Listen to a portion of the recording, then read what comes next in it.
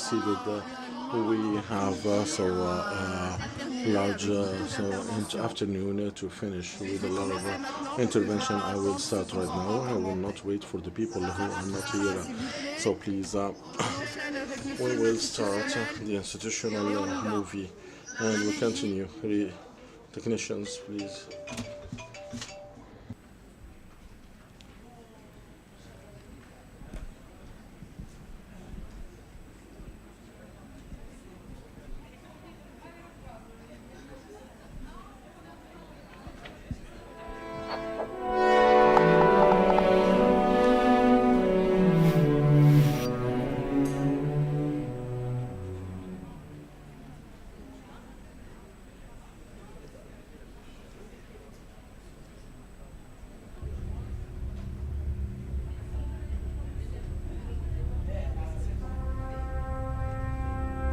Jusqu'au bout, ça, F1. Jusqu'au bout.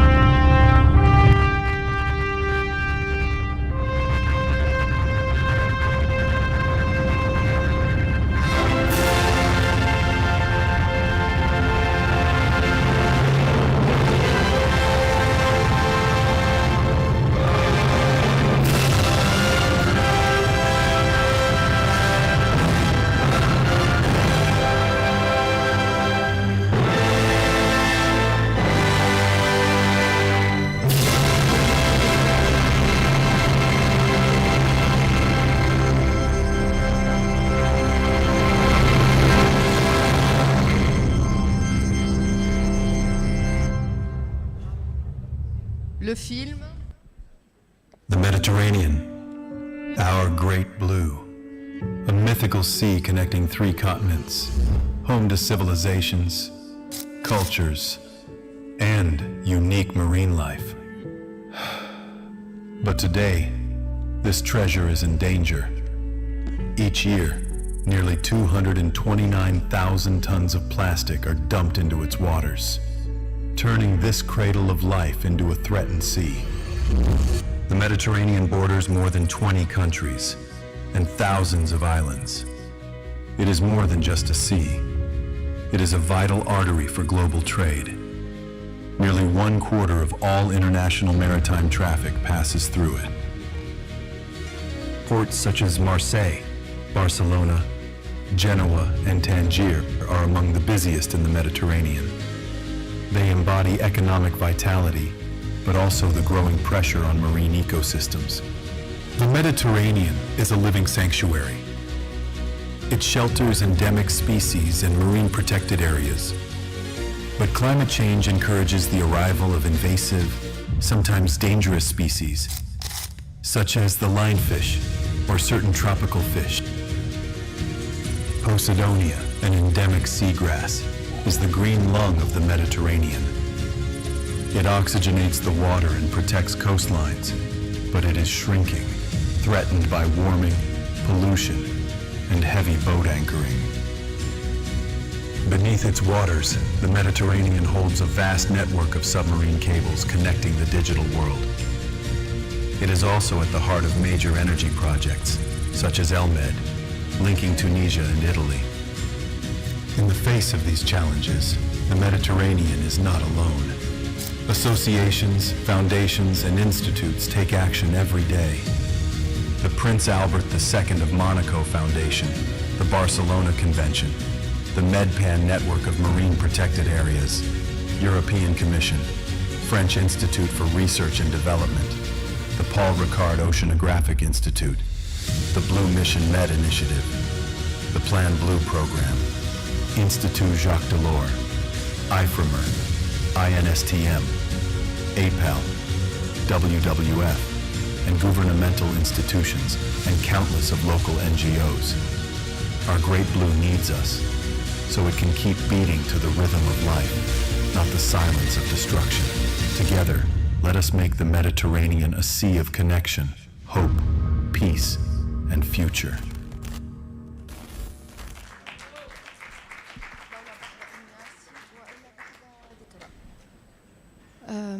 Bon, on reprend.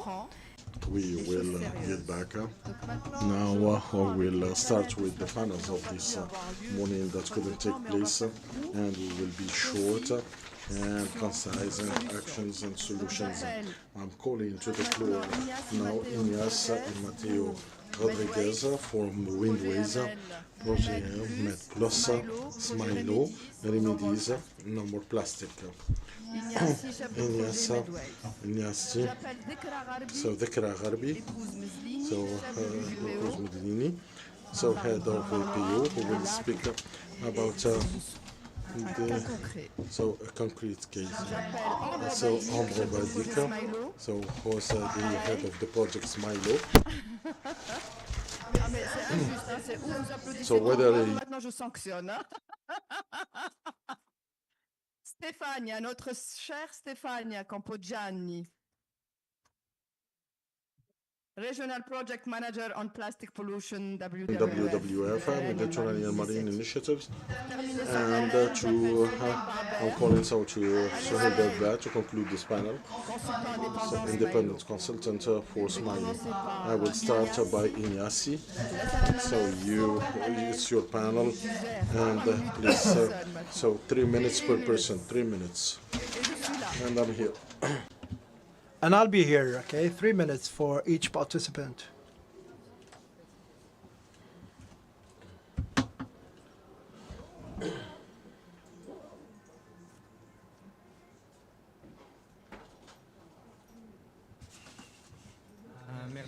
Thank you, Rim. Thank you for the invitation. Of course, it's difficult to speak after lunch. I'm Ignacio Mateo from MedWave, and I will explain 2 projects that we are now leading in Tunisia. The first project is Marine Litter Med Plus project. It's a European funded project, and we work in 2 countries in the Mediterranean. MedWave is Tunisia and Lebanon, and we work with local partners. The project is following the previous projects that were implemented since 2016, and it's a project with 3 main objectives. Is to support the southern Mediterranean countries to address marine litter in the framework of the regional plan on marine litter management, to advance in the implementation of the integrated monitoring and assessment program on marine litter, and to promote synergies and cooperation among partnerships. The project Marine Litter Med Plus, our objective is to assess the contribution of tourism in the generation of marine litter, so we implemented this low plastic zone initiative. The Low Plastic Zone initiative is an initiative on the HoReCa sector. So we will work in Jerba Island, and we will have previous audits in 5. This is the hotels that are being selected. 3 hotels, 1 restaurant, and 1 bar in Jerba. And the idea is to use one tool that it's called Happy Tool to find the alternative to single-use plastics in this HoReCa sector. So the next project is CapiMed Plus project. It's a capitalization of 7 BMed funded projects tackling plastic pollution in the Mediterranean islands. In Tunisia, we will work in Jerba also, and we will implement a Jerba college of hotels to reduce also the single-use plastic. our partner, local power, will be active citizen for development. So the project is implemented by Wave and Smilo, and we will try to capitalize this small initiative at Mediterranean level. How to capitalize this small initiative? So we facilitate regular exchange, we enhance the capacity of these projects to engage in policy discussions, and we also give technical support. And this is the last slide that I really like, is a palm tree chair. It's a picture I took in Bizerte, and I think it's a clear example of eco-design and alternative to plastic. So thank you very much. Thank you. Wow. Shukran lakum. Shukran. In Tunisia, we say Aïchek. Aïchek. Je fais faire la transition directement avec Ambre, projet Remedies, Smilo, et donc en 3 minutes, pareil, c'est du challenge. Mais du coup, pour commencer, peut-être, il me faut peut-être brièvement présenter Smilo, si j'y arrive. J'arrive pas à avancer. Les slides. Ah.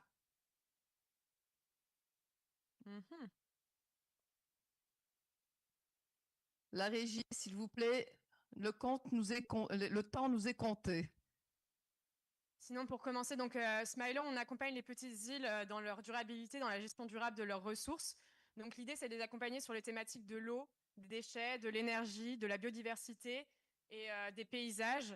Et donc d'accompagner les petites îles d'abord dans la création d'un comité insulaire, la création de rassembler les acteurs en fait des îles. The island communities, including municipalities, fishermen, the tourism sector, the civil society, so that we can form an island community.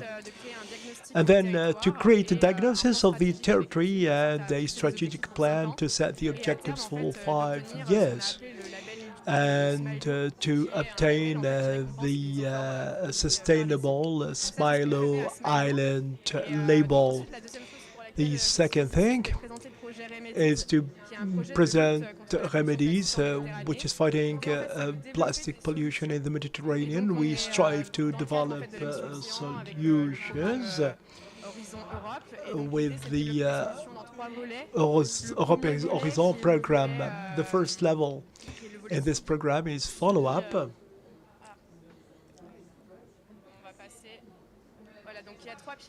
So there are 3 pillars. The first one is the follow-up, develop such solutions as air drones or submarine drones, which will help to collect data for these projects. Another pillar is collect and valorization and the alternative for plastic, which is probably the most important in light of the preeminence of plastic pollution. We have come up with a number of ideas, including eco-friendly shampoos and other products. We have 12 countries and 8 pilot sites, and we are here to support Porquerolles in the south of France. It's a project that will come to an end in 2026. Thank you very much for all that you're doing. I will give the floor now to Saïba to continue to speak about Smilo and what they're doing in Kerkana Island. We spoke about Djerba, about Kerkana, and the northern and southern shores. Thank you, Reem. Thank you, everyone. Thank you, participants and colleagues. As is customary, I come here to speak about my native Kerkana. I have lived for a long time in Kerkana, and I have witnessed the preeminence of the invasion of plastics, which is becoming even more significant And I would like to refer to a number of projects that have been prepared to help Kirkana obtain the label of sustainable island in cooperation with the civil society in the island. Look at this figure. This is distribution of plastic waste, production, distribution, and utilization. 36% of the plastic articles are plastic bags. Actually, there's a huge proportion of plastic used by each fisherman in Kirkana and in the tourism sector. These plastic wastes are either managed in a controlled manner or thrown in the sea or collected to be sold later. They're sometimes taken to Sfax. We have aimed at reducing significantly plastic waste through sustainable means. We have adopted the 5R or 5R, sensitization and information, the improvement of the legal framework and institutional framework, the strengthening of competencies and the capacities of the local stakeholders, reducing waste generation from the source, implementing and tracking the management systems and valorization and the reduction of the cost. We started by planning with Plastile, and I will later on speak about the study Medwave with Smilo. The focus is on managing plastic waste. We are trying to implement and develop our studies and research, but the problem remains consciousness and involvement.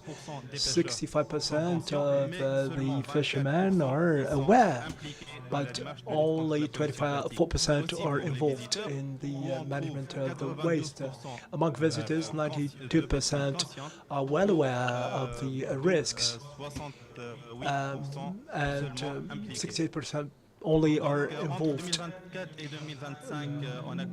In the year 24-25, there have been 16 initiatives against the plastic pollution, which are distributed between NGOs and others. The actions are cleaning and sensitization, reach out or outreach campaigns. The challenges that we have met: financing, which is limited, and mobilization is limited also, and administrative bureaucracy or the cumbersome nature of the administrative procedures, which precludes a better management of waste. Each island is valuable for a better world.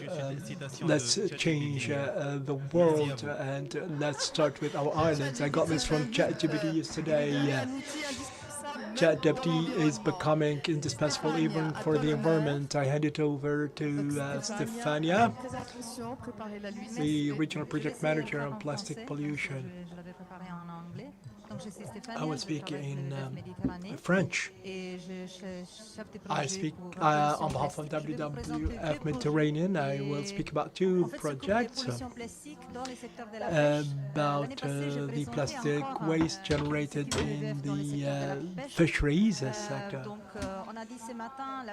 This morning we said that fishing has a significant impact, including overfishing.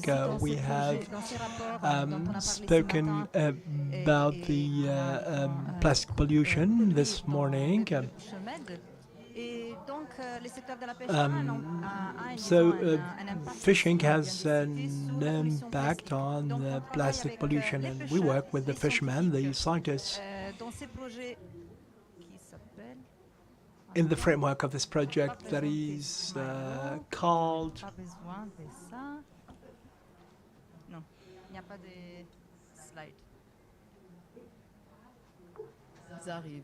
Dans cette grande projet européen qui So s'appelle it's European NetTac, project on travaille NetTac. pour la prévention We des try filets to fantômes, prevent avec, the disons, fandom l'utilisation, nets l'adoption des with systèmes the acoustiques utilization of de acoustic tagging systems sur les for filets. tagging C'est un projet on the nets. qui, à It's l'échelle a méditerranéenne et project atlantique, which is c'est un implemented at the consortium Atlantic and européen Mediterranean qui inclut levels. It's a naturellement aussi European le secteur de la consortium that pêche, includes les producteurs the des systèmes fishing or technologiques, les fisheries scientifiques et sector, les the pêcheurs. scientists and the Et fishermen. donc, je vais vous présenter une vidéo qui I montre will show you a video le that déchet, shows voilà, on a probably les better pilotages, les testings qu'on a the fait testing directement and the avec les piloting that we pêcheurs. have done C'est des petits pêcheurs, directly donc, with on est en the Sicile. fishermen. Le secteur, We are c'est celui de la in pêche artisanale. Sicily, that's On a, disons, artisanal testé les NetTac fishing. des trommel nets. En fait, il doit y avoir les grands C'était là en vidéos. Venture out to sea to make C'est a living. bizarre. But beneath the Could we waves, see this on the entire screen, please? le grand écran, s'il vous plaît, la vidéo. En grand, voilà. every day fishers venture out to sea to make a living. But beneath the waves, an invisible threat is growing. Ghost gear. Ghost gear is a threat for our ocean and is a problem for fishers. Losing a gear is not a rarity. It's something that can happen quite often depending on the sea conditions and also the sea bottom. Identifying a ghost gear and retrieving a gear is a challenge. Globally, it is estimated that 90% of species caught in lost gear are of commercial value. Perdere una rete da pesca è soldi da uscire di nuovo per comprarla. Per armarla, tempo che perdiamo perché non possiamo andare di nuovo a pescare, dobbiamo cambiare tipo di attrezzo e il nostro guadagno si sfuma. Thanks to the NetTac Plus project, ghost gear could be a problem of the past. Scientists, fishers, NGOs and several companies have joined forces to develop and test new technological solutions to avoid and mitigate plastic pollution caused by fisheries. An acoustic transponder is a device that listens for a coded interrogation signal, transmitted from the surface and replies when the signal is detected. This is a device that will be attached to fishing gear. Here we have the MyGear Tag surface locator unit. This device is deployed from the vessel. We drop this transducer into the water, and by sending a signal from here to here and getting a reply from the transponder, we can work out exactly how far away it is. When a gear is lost, we can scan the area with a surface locator unit that picks up that signal and knows exactly where to search for the lost gear. NetTac Plus is not just about technology, it's about empowering fishers to be guardians and cleaners of our sea, protecting livelihoods and restoring ocean health. Ghost gear doesn't have to lay for good in our sea. With smart technology, collaboration and the right support, we can make a difference. Waouh. Je peux vous dire, on a testé ça sur I can assure you that we have tested this with the fishermen, les filets fantômes and we have seen the ghost gear. We have been able to identify the gear that have been lost at tens of kilometers of distance. So it's important to work with the fishermen in order to identify and recover the ghost gear before they turn into gear that would have a lot of impact. The second project is the follow-up project, Plastic Smart Ports. We will implement the same systems to ports as to cities, and it is about a circular system for plastics in the ports that work in tourism and fisheries. The pilot phases are taking place in Tunisia and Turkey, Tabarka and Gabis in Tunisia, and Izmir in Turkey. We hope to reduce the use of single-use plastics and to foster the use of alternative material like fish boxes, etc. Strengthen recycling and collection, and there will be model schemes that will be replicated. We will launch the project in October, November in Turkey and Tunisia. We will be in Izmir and in Tunisia, in Tunis, in the beginning of November. My colleagues here, you are invited to participate and to cooperate in order to ensure the development and success of these projects that we hope to replicate in the Mediterranean. Thank you very much for this sharing of all this invitation. Dhikra, we hand it to you. The Lake of Bizerte now. Good afternoon. Thank you very much for the invitation.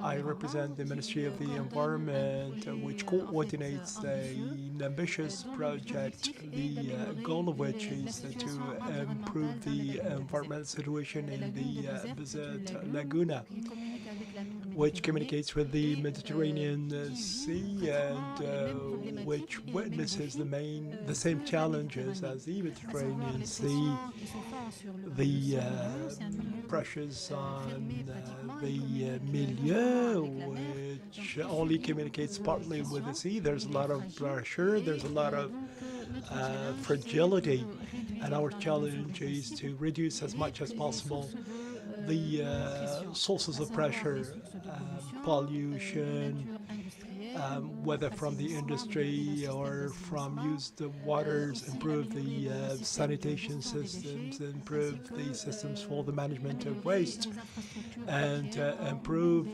the coastal infrastructure. It's a project which is financed. So it's a program which is financed by the European Union and the but the contribution of the Tunisian state up to 4 million euros. There's one part of it which is investment, and another one of it is accompaniment measures, including technical support, which are as important as the investment itself. For the accompaniment, it's about sensitization and education on matters of the environment, which comes as part of our cooperation with the civil society. One of the measures that we deem very important in this framework is scientific research and the dynamic which is created around the different components of the program. We engage the civil society, the economic actors, the administration, fishermen, farmers, and all those who benefit from the laguna. They're strongly engaged. We started with a chart that we called the Sustainable Charter, Sustainable Development Charter for the Laguna of Bizerte. We cannot claim that this is easy. That is the fact of aiming at bringing all those people around the same goal to improve the ecological situation of the Laguna of Bizerte. This necessitates a lot of perseverance, a lot of determination, but we need to talk to people using the right kind of discourse, because when you speak to an economic actor, you need to use a different language compared to speaking to an activist.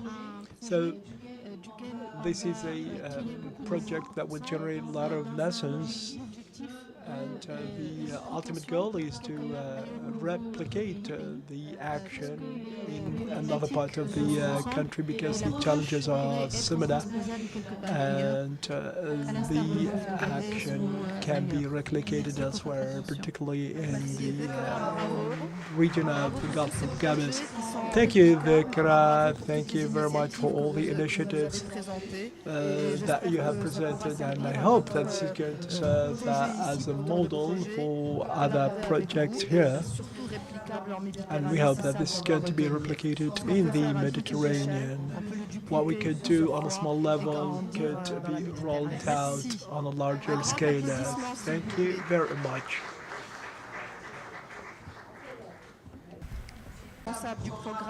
From Apal's Fax, Lobna Ben Nakhla, SPA Rak, Faisal Meshri from the municipality of Kharkna, Naji Ben Aissa from Action Nature, Ahmed Khadira, the founder of Notre Grand Bleu Association. Wow. Governance, sustainable management, and resilience of small islands. We have tried to have some balance everywhere. Men wouldn't be very happy if we continued with the majority of women.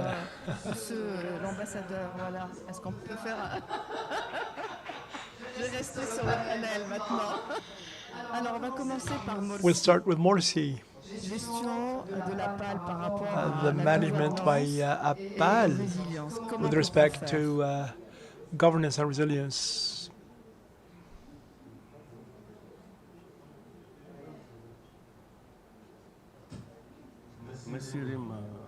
Thank you, Reem, for the kind invitation. I'm very happy to be with you in this forum. Let me speak about the strategies for coastal adaptation in the island of Kerkena. The island of Kerkena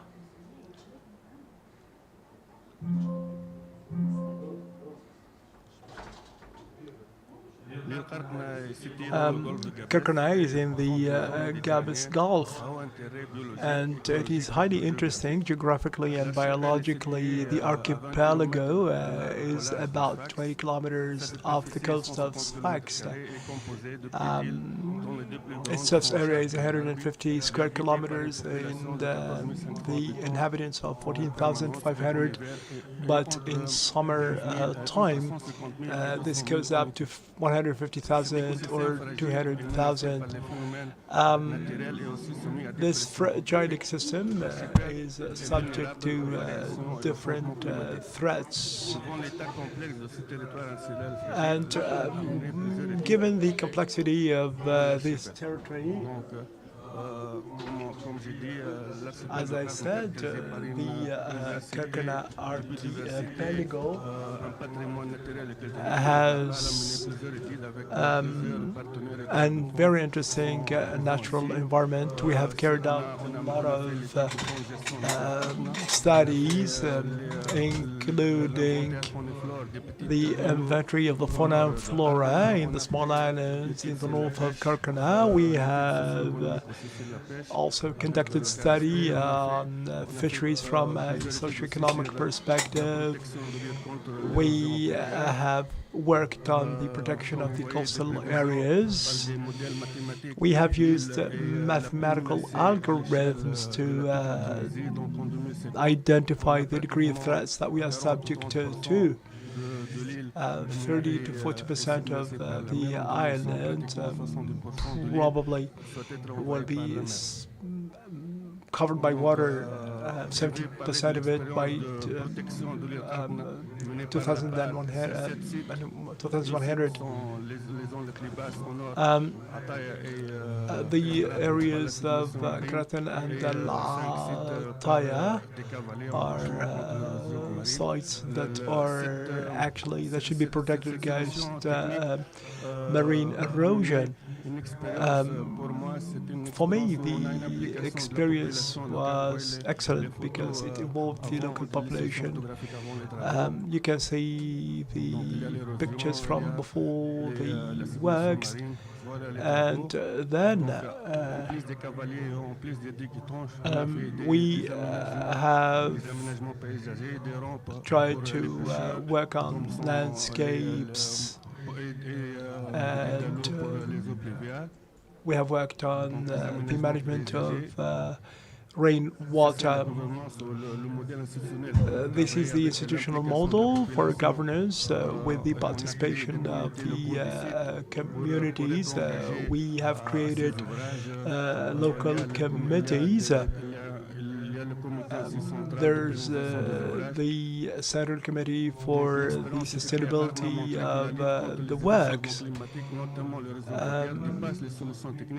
It is more than simple technical solutions. We need to involve and engage everyone in the implementation of the strategies. Through such an approach, the work will be appropriated by the populations, and this is what we aim at.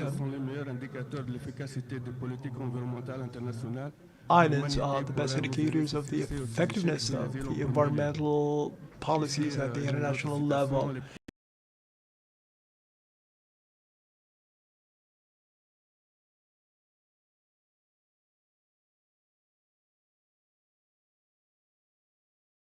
Best laboratories. Thank you, Morsi, for the governance of Kirkana. I know that you love this island, and I would like to reiterate what you have said. It's only through involving and engaging citizens that we can improve. I give the floor now to Lubna Ben Nakhla, who is the manager of the Species Conservation Program at Sparak. I would like to thank all the organizers of this forum. I represent Sparak, which is part of the Barcelona Convention, working on biodiversity in the Mediterranean. I have been asked to showcase what we have done in these small islands and how we can contribute through our actions to the resilience of small islands in the face of the anthropic pressures and climate change. The small Mediterranean islands are fragile territories that are exposed to multiple pressures, as everyone knows here. Urbanization, mass tourism, overfishing, but also climate change and its impacts, which is actually growing. And many of you have mentioned this since this morning. The preservation of the biodiversity of small islands is a good defense against human and environmental pressure. This preservation lies at the heart of the Convention of Barcelona, particularly the protocol on biodiversity and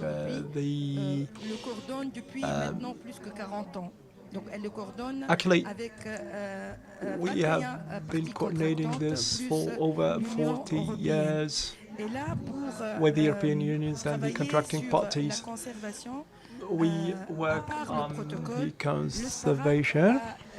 So, apart from the protocols, Sparak, as has been stated by my director, we work on a strategy for the protected marine areas and pass bio. And I would like to add that there are other action plans at the regional level which have been established for specific species or habitats. All these strategies are vivid documents, living documents that have been prepared with all the actors, but they are subject to ongoing evaluation and update in order to take into account the what is happening worldwide and in the Mediterranean. If we want to speak about those small islands, we can say that they are part and parcel of the ecosystem of the Mediterranean. We want to protect the role of biodiversity.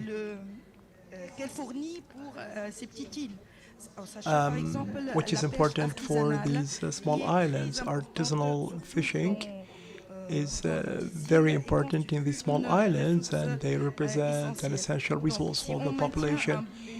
If we keep a good health of the marine systems, we can keep the fish stocks and the local food security.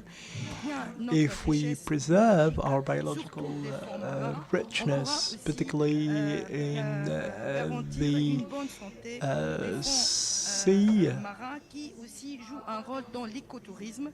this is going to have an economic impact and also an impact on ecotourism, which could be a good resource for the local communities and the small islands. Just to finish, the approach of the Barcelona Convention is a regional approach, but it is part of the Convention on Global Biodiversity, and we aim for a resilience of the biodiversity in the small islands in the Mediterranean, and we would like to preserve all this. Thank you very much, Ahmed Khadira, founder of Notre Grand Bleu Association, who also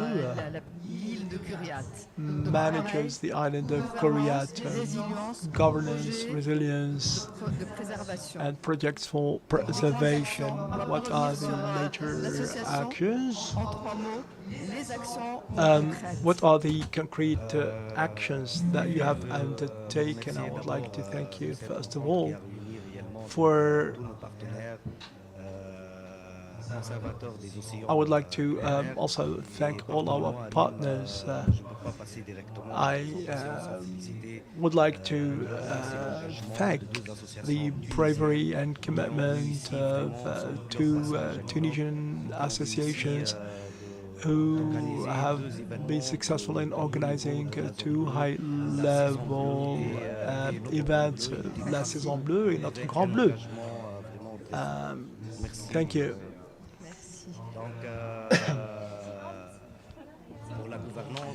For governance and sustainability, we have to talk about the main goals.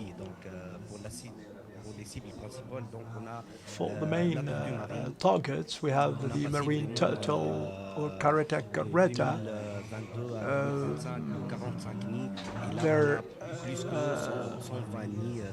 We have now more than 120 nests now. The second, the most important ecosystem, the Posidonie, these carbon wells that enjoy high levels of sequestration, and also the marine birds that we keep a close eye on.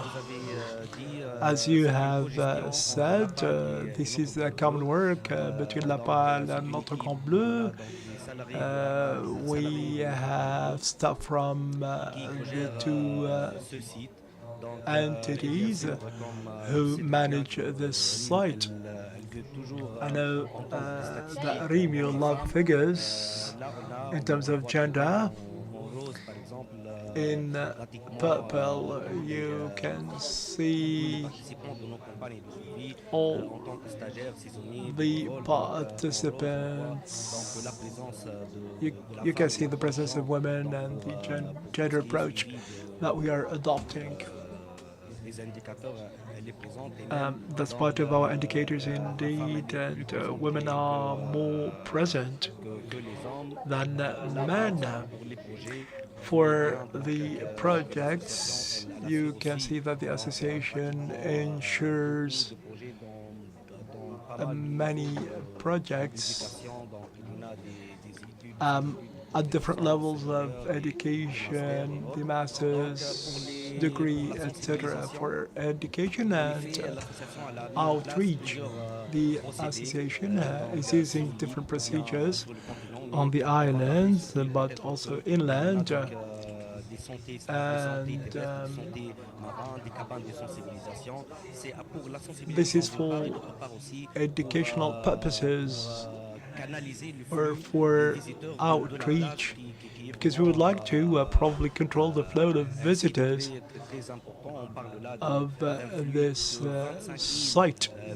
25,000 visitors in summer, and the association has been able to speak to more than 25% of them every season. These are also displays with some slogans and instructions for education and sensitization. We organize campaigns for the media, for the influencers, for artists, and for the sons and daughters of the fishermen who could definitely relay the information to their parents. Environmental education, we have a class in the association. We have a laboratory that could host students so that they can use it. And for governance, we have a management committee that was created since 2016. And it has as mission to work on implementing the strategy and to set the objectives for the management units every year. Thank you very much, Ahmed Ghadira. Thank you for Grambler. For raising awareness, you have seen that it's a large target that we would like to achieve. Nama, I'm calling Mishri, so in order to speak about Kirkena, Faisal Mishri. And so we will continue. Thank you so much. We are not going to talk about the project that we mentioned this morning. I will only say that Kirkena, they succeeded to protect 10 kilometers of Kirkena. We have shores of 160 kilometers, and this is so we need to implement other solutions and other heavy protection elements. And I would like to say also that the municipality of Kirkena choose not to have, so we wanted to work with the central services of the Ministry of Environment and the Ministry of Interior, and the Ministry engaged and hired the agency in order to help us in our studies to protect the environment, and also with the Uni Habitat. So we will have a project which is integrated in 5 countries, among which we have Tunisia, and we choose the island of Kirkena. And also we would like to support all the NGOs that are working in Kirkena, all the researchers and all the institutions that are in the peninsula of Kirkena, in order to work to do do actions and also to bring other generations. And for 2026, we choose to work with children and pupils. So through the through the elements and components of water treatment, and in order to prepare the next generation to get rid of plastics and to have a safe environment for the island of Kirkina. Thank you very much for all these efforts for a sustainable Kirkina without plastics. Now I'm giving the floor to Mr. Najib Ben in order to speak about Galita. So it's Galita that is for the in the island Kirkina. So in 3 minutes. So please, so could you please play the movie without sound, so that we can see the movie, and I will present. So it's an association based in Bizerte, and it is working for many years. So that preserve the biodiversity in the Mediterranean.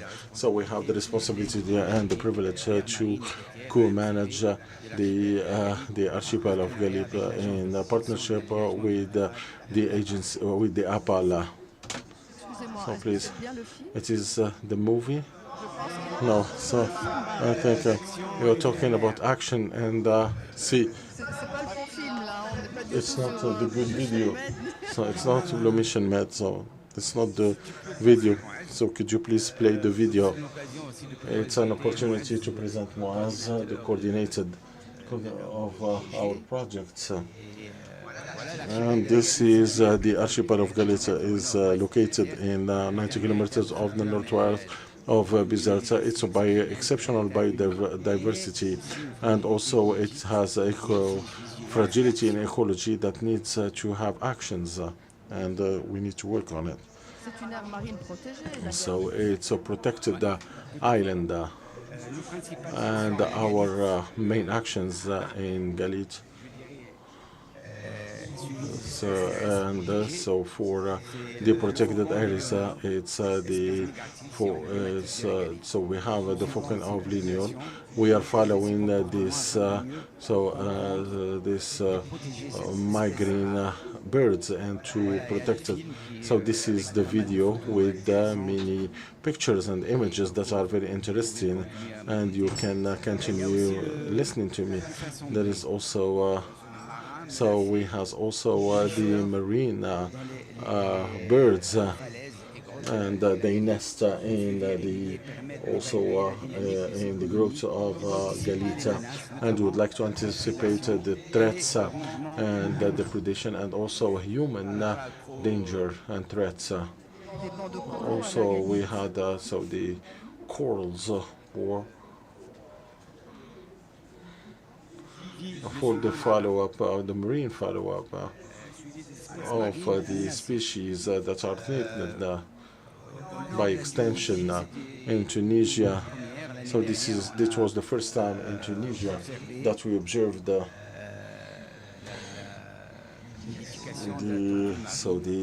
nesting of carita and the turtle. It's the marine turtle. So in this island, and so around the Bizerte region, and each nest is observed and followed. So in order to protect this species, and also for our action in Galita, so it's to thank to the support of Medfond, and for the so we do the follow-up of the total carita, and to do the follow-up. So in Cali, we do also so the royal merle, so which is a species that is very followed and needed for fishing in order to, and we are trying to protect this species. We only have 10 minutes, mainly so what we have there as animals So we could, so they have in the Bay of Galit, so there is the corals, so and so they are colored corals there, and we do the follow-up for that. And we try to combat against plastic pollution. We created some points in Galit of collecting plastic waste, thanks to the support and the cart, and also so raising awareness campaign there. So it's okay for. And also I'm almost done. So the raising awareness environment, we could so implement a program for the pupils, and so we created pedagogical workshops, and we involved them in participative sciences. So this is mainly our association, and thank you very much for your attention. Thank you very much, Mr. Neji. Thank you very much for protecting Galit. So this is among the floral islands in Tunisia. So we showed you the most important islands in Tunisia, and now we're giving the floor to Yassine, who will talk about his project and how we can protect the islands in our manner. Yassine Aitkassi, the floor is Yassine Aitkassi. Thank you very much for congratulations for this day and for what you're presenting here. The islands are geographical areas that we need to protect, and also it's an idea that can inspire us. And I will talk about the notion of archipelago or peninsula, because the project archipelago that I found and that has been known of the digital ambassador of the United Nations for more than 10 years in a complicated moment. We are living all in the same reality in which the science is attacked and the reality is attacked, and in which the states are less and less united. And we tried to have a metaphor, and through the metaphor, a powerful metaphor that can help us to speak about the challenges of the ocean and get projected on a new multilateralism that will be linked, and in which we can inspire the nations, and the nations will be calmed down. And regarding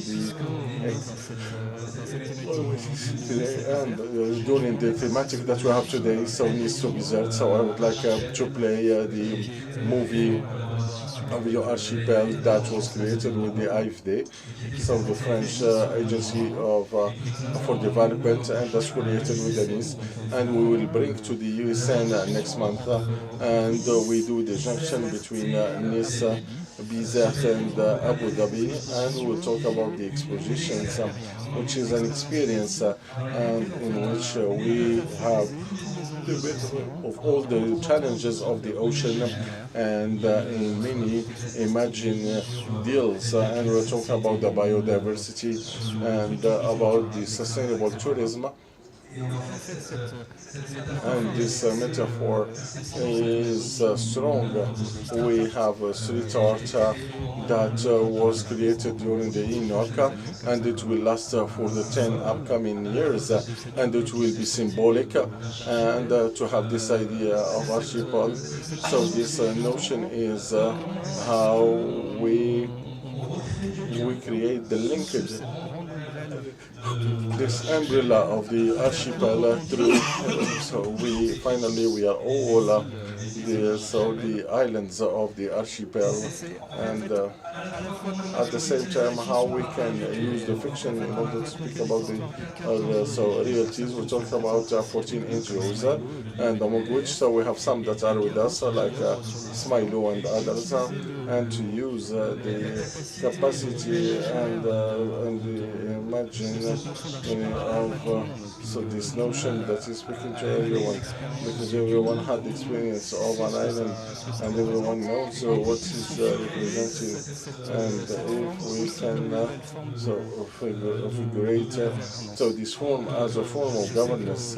I know that the people that are working in the afternoon so don't have a lot of time. I know, so I'm glad that I am supported by images, and I can speak about that in the evening and tomorrow. And I would like to add also that the fiction and art has this power of provocation, and it's not enough, and it's in this the video we will not we will not play it, and without sound it will not so sound, or it won't be meaningful. So it's another story, because I spoke about fiction.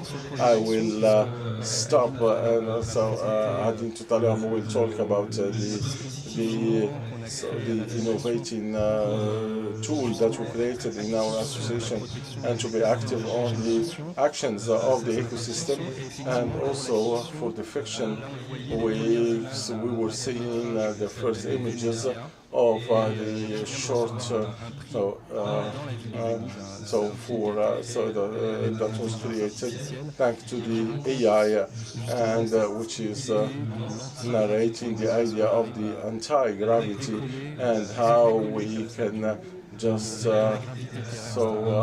get rid of the land gravity, and how we can fly, and how we are sprinting, and we will show you, and you will understand. And we will give you the address and the link, and you see it.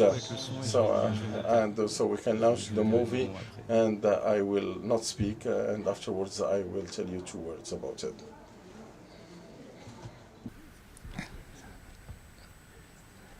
En régie, si on peut lancer le video. Venezia, please. Venezia. I'm finally back. You are my mother's city. The one that thinks. The one that dreams. From above, your map reveals itself. A brain of stone and water.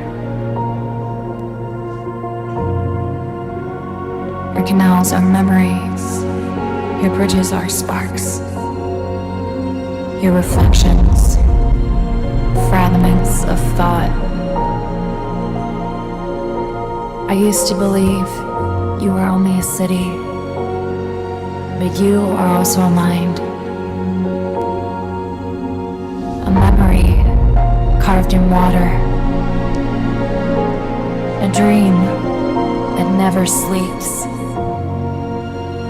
My father told me about a lost manuscript, your hidden secret, the Codex Corvitas. He dreamt of the impossible, to loosen the weight of the world, to give wings to what was meant to fall. I carried his words like a riddle, and for years I was blind. I wandered your veins, but I saw only a maze. Until one night, your signs began to glow. Your patterns moved like living veins, and I felt you stir. The night just yet, you were remembering, and then I understood. You were never destined to sink beneath the waters. You were destined to rise above them.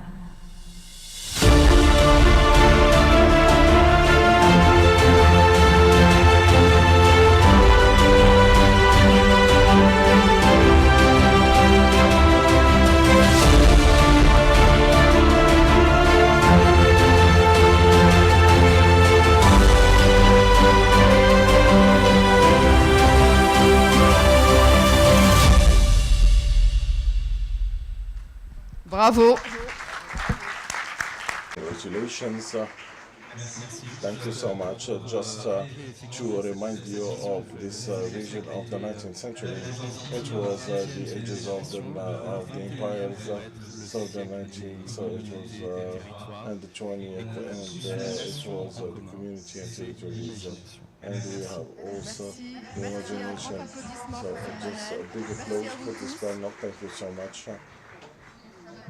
And calling Patricia Rica, the moderator of the chair of the Paul Ricard Institute, and she will present to us this project GALPA, and we'll try to see how we can duplicate it elsewhere and to have the maximum of collectivities and cities.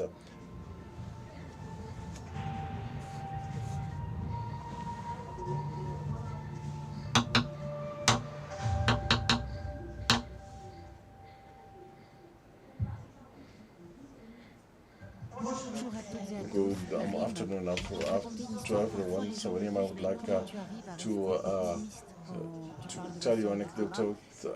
So people they are telling me how you say. Tell us how much you can be enthusiastic with all this climate. So who doesn't know that I'm not working? So who can say that all these force? And thank you very much for feeding this information and to animate the magic square, and also we work for this forum, so we give applause so that the forum stays. I will try to take some ideas that were expressed this morning, because we all have good idea, but there's something which is missing, and there is something which is existing in Europe, and I'm talking about in front of so the GALPA.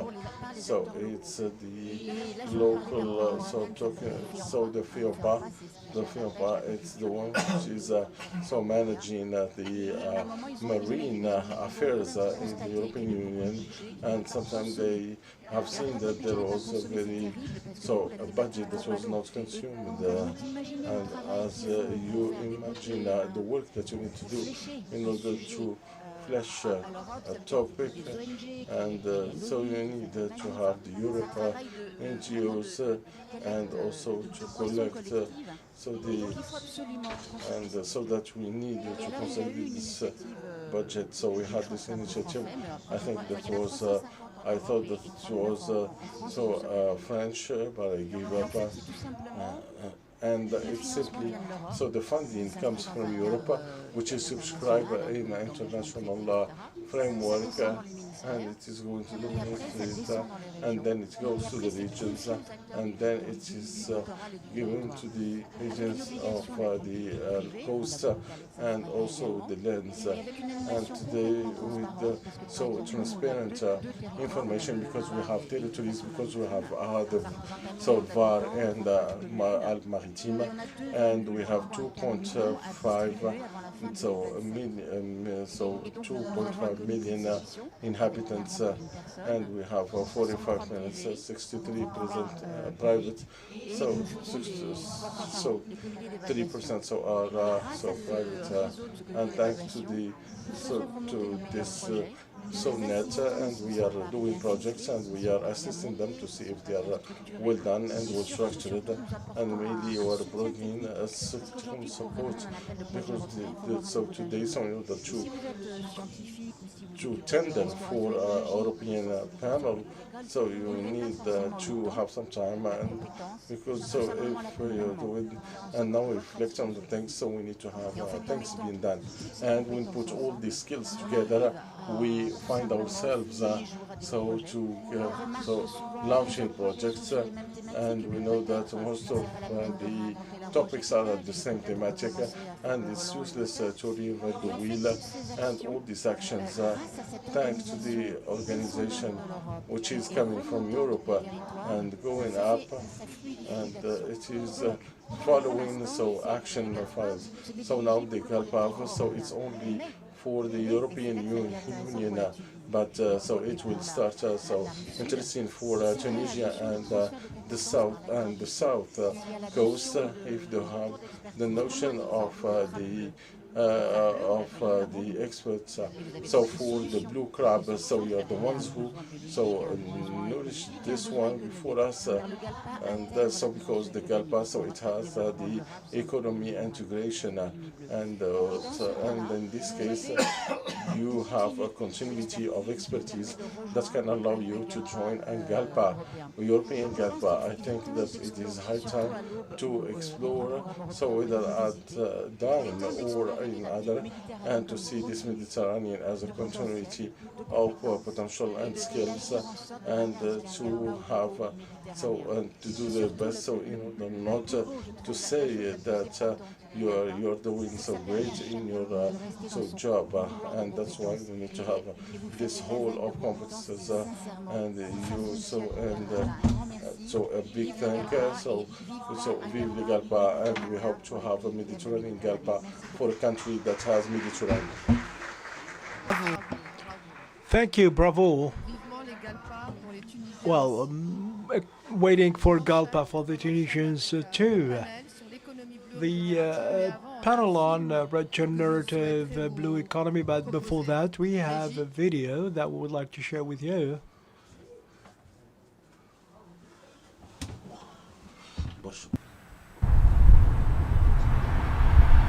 Breaking news. New reports reveal that industrial pollution is accelerating climate change at an alarming pace. Factories around the globe are releasing massive amounts of greenhouse gases, trapping heat in our atmosphere. The result is dramatic. Polar ice sheets are melting faster than ever, raising sea levels and threatening coastal communities worldwide. Scientists warn that without urgent action, the damage could soon be irreversible.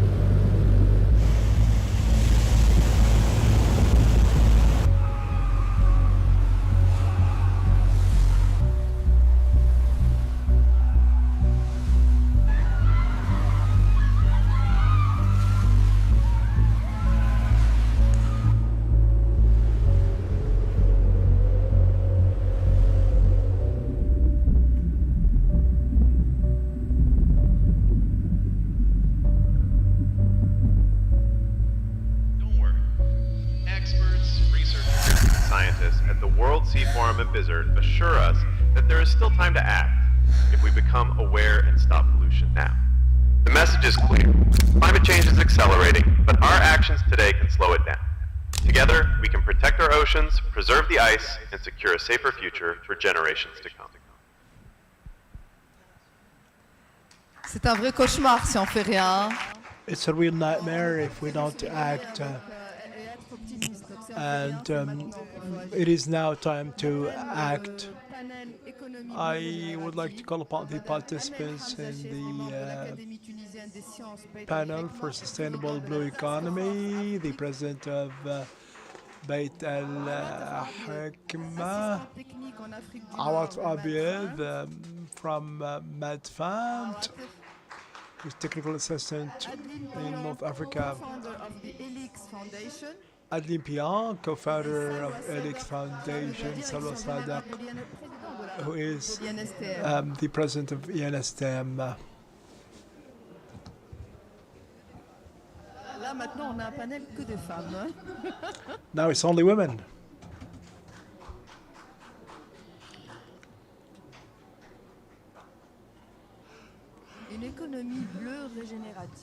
A regenerative blue economy that is sustainable and that it regenerates.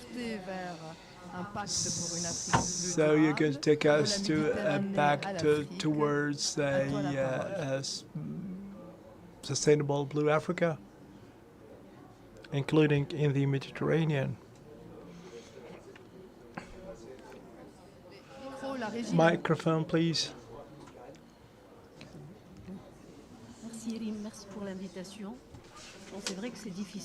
Thank you, Reem. It's very hard to speak in a world that is dominated by the image and artificial intelligence, what I wanted to present is the Africa Task Force, and also to answer the question that you raised, the blue, regenerative and sustainable economy.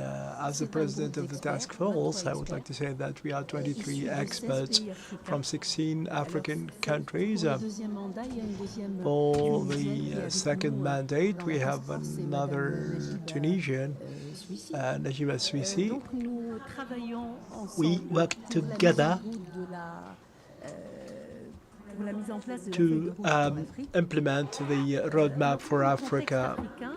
For the African context, let's say that it's 1.5 square kilometers of exclusive economic areas. We depend a lot on the ocean, which provides the subsistence means for the coastal populations. Protecting the coast from extreme phenomena and also exposed to anthropic pressure and overfishing, overexploitation, and all the problems that you pointed out since this morning. Before we answer the question, I would like to share with you some key words that I deem important for Africa and for other continents. Blue entrepreneurship, that's the first one. The second is ocean literacy, the building of capacities through formal and informal education, establish the inventories, and valorize the know-how of the coastal communities.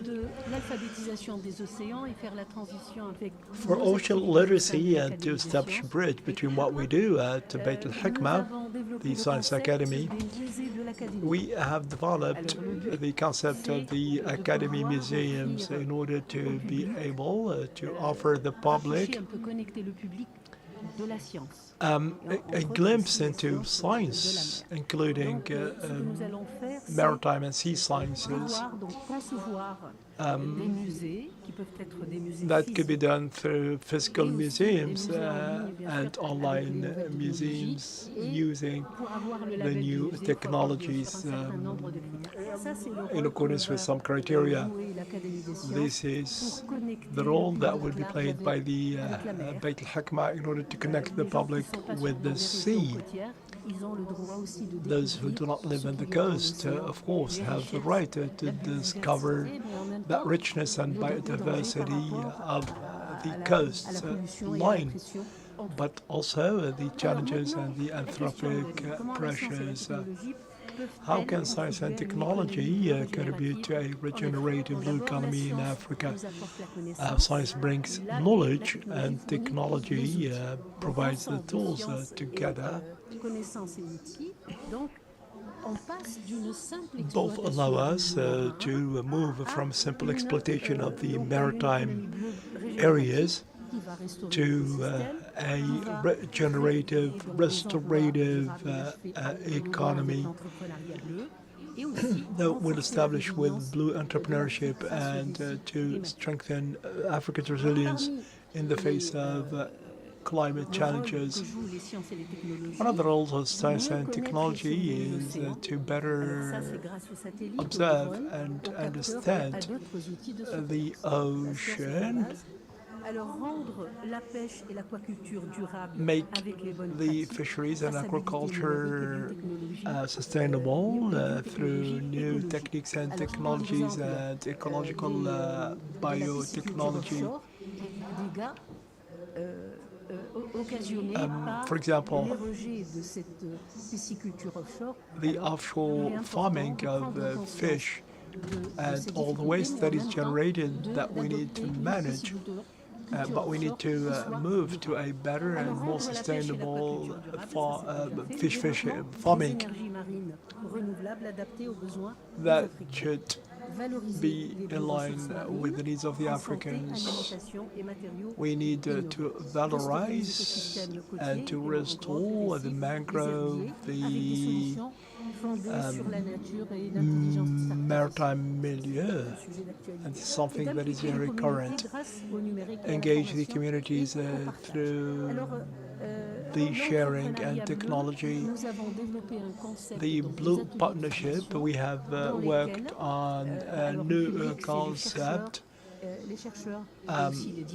The public are the scientists and those who have graduated in the sea sciences.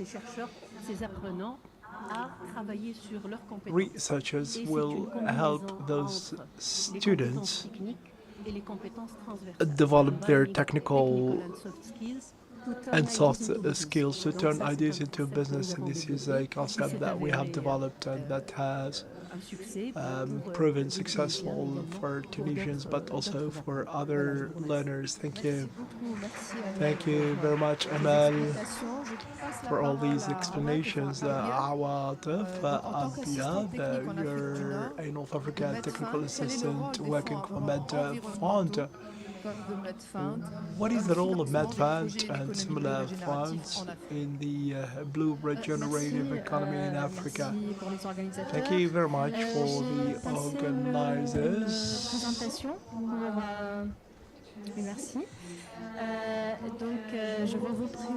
I will speak about our mechanism to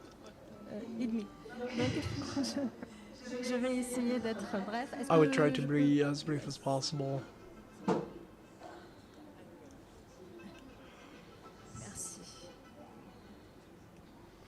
Merci.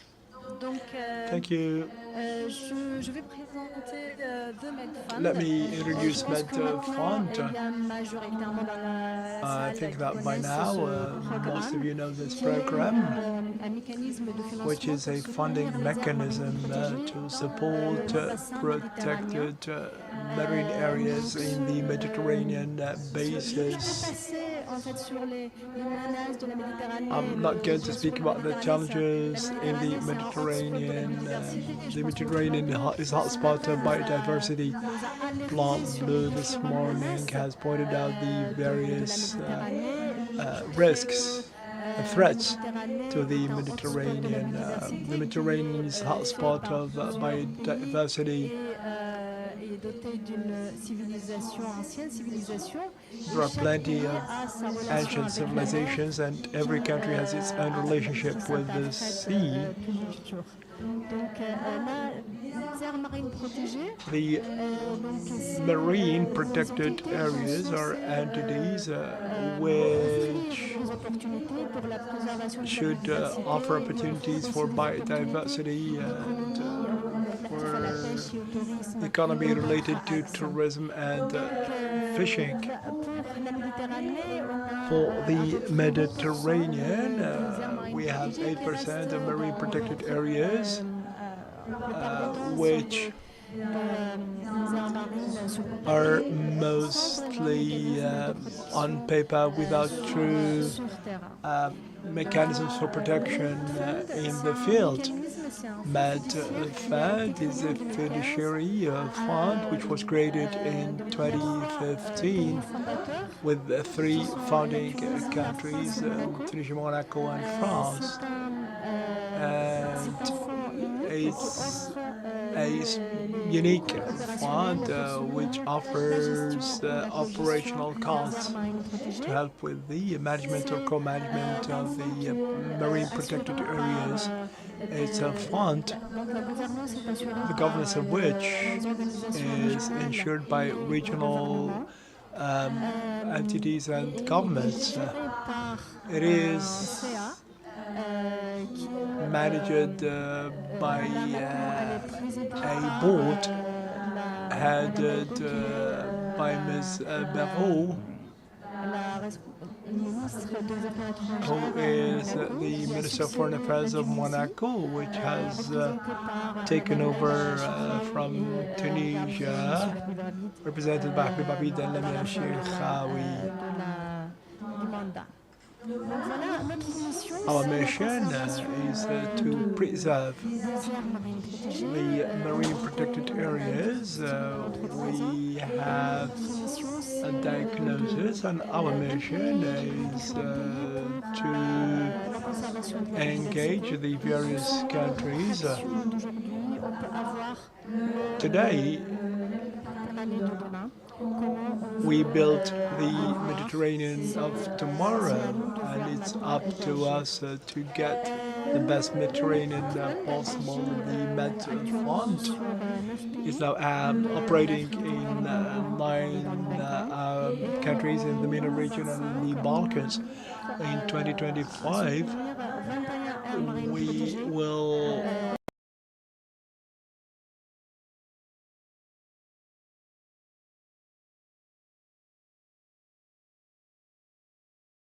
to act on those aspects, such as improving the management based on science and by ensuring good governance.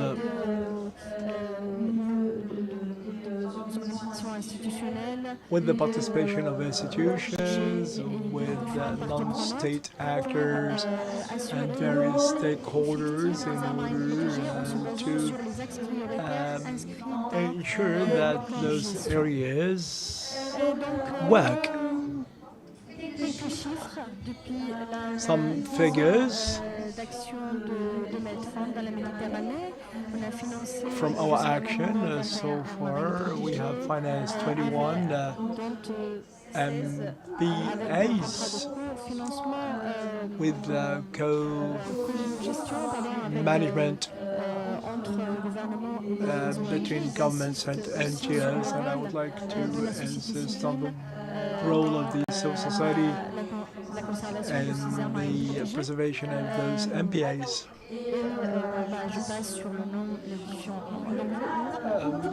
For our sustainability strategy, we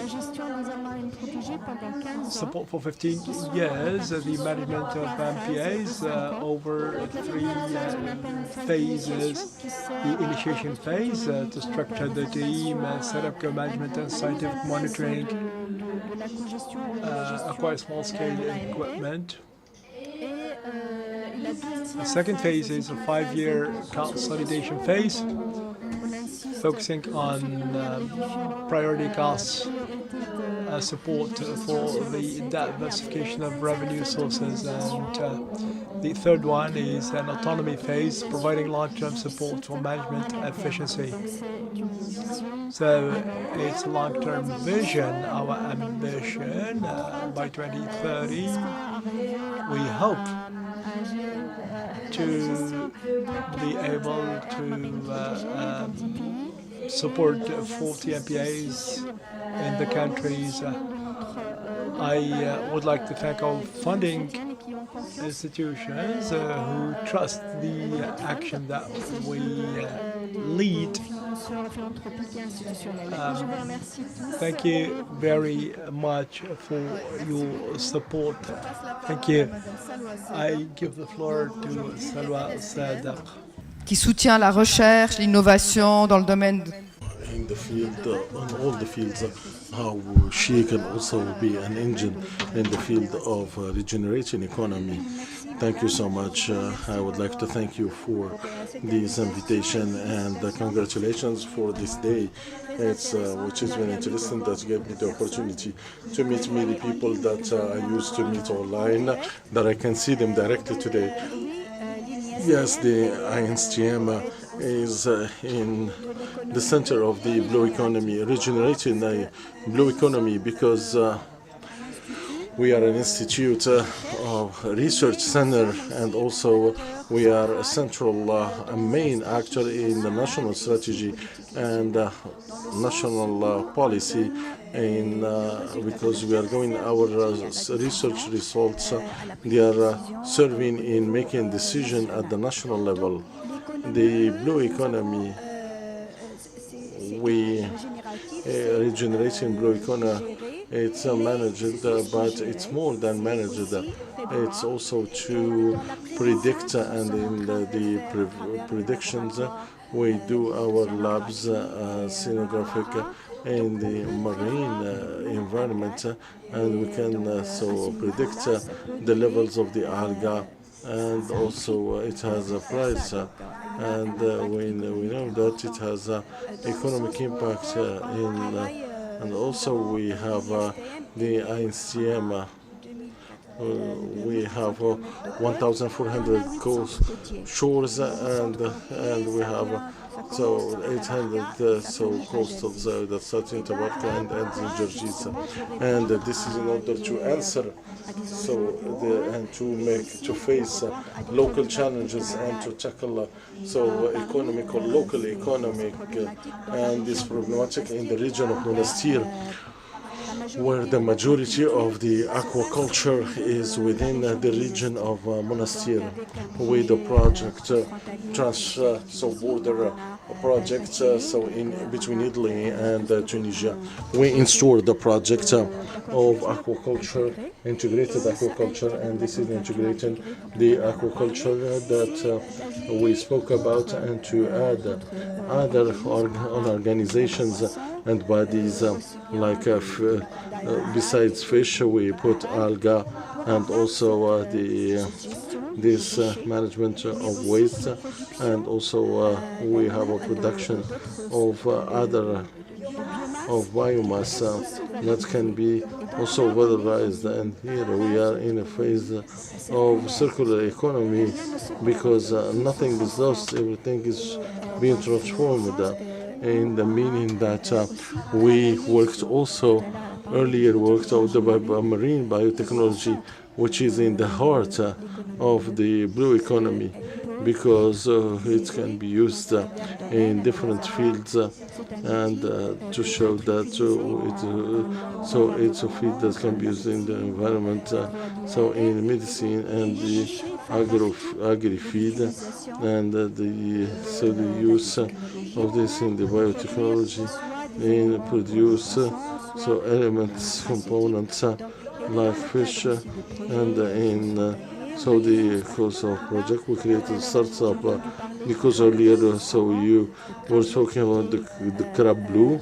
So the crab blue was introduced in Tunisia, and this startup is specialized in the blue crab and the transformation of these wastes, and what it is installed in fact where we have a problem of blue crabs, and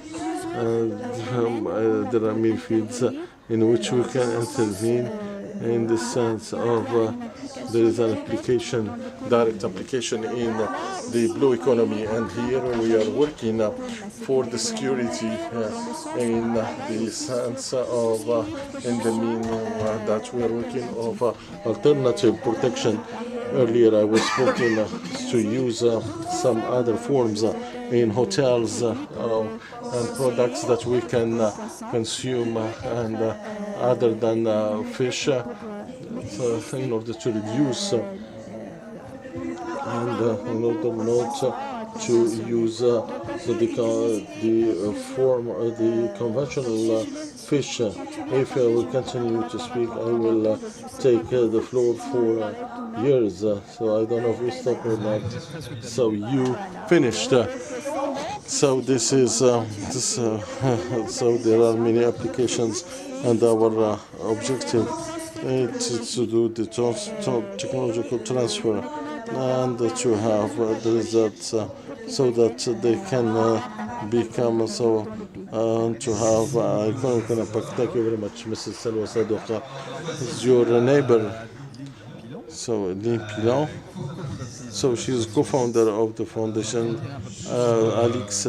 So can speak more about mechanisms that are more expensive, like the hydrocarbons. So yesterday we spoke about that, and it made me listen to more. Thank you very much, Olivier. So we are so in the Foundation Alix, so we are known for our culture, actions, because so to show and to make our objectives known, and also we do and also we use the stories that we are telling in our work. So the history is very recent. We started in New York, and we had the honor to be the first institute to put the certified carbon credit for the Mediterranean, and we protected 6,500 hectares in the Paca region, and to get the soil, more than 100,000 tons of carbons on the soil, and we are the first country that is certifying such a measure for the blue economy. And this started in Inox, and we are still when we are repeating it, and we are using it, and we are using it as a state level, and and this level of carbon. So it did not start with us. It existed since 1918, and we were the first institute that took this level.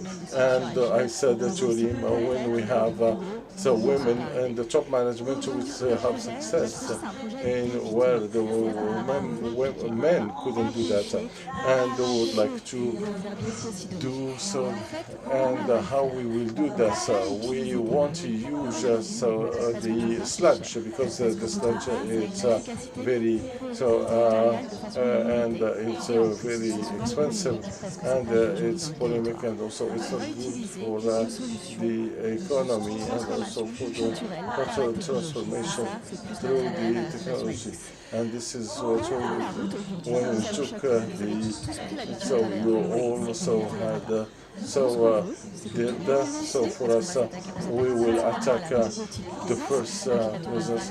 The boat of 24 meters. We would like to give them the waste of the sea. It's called the Zonia. And when you will be a resident or tourist, when you go to your waste, and you'll see if you are Andonia, if you are accosted in Armenia, and also to see our objective is make this project automatic, and this is how we have this project. We could describe our carbon credit in less than 2 years.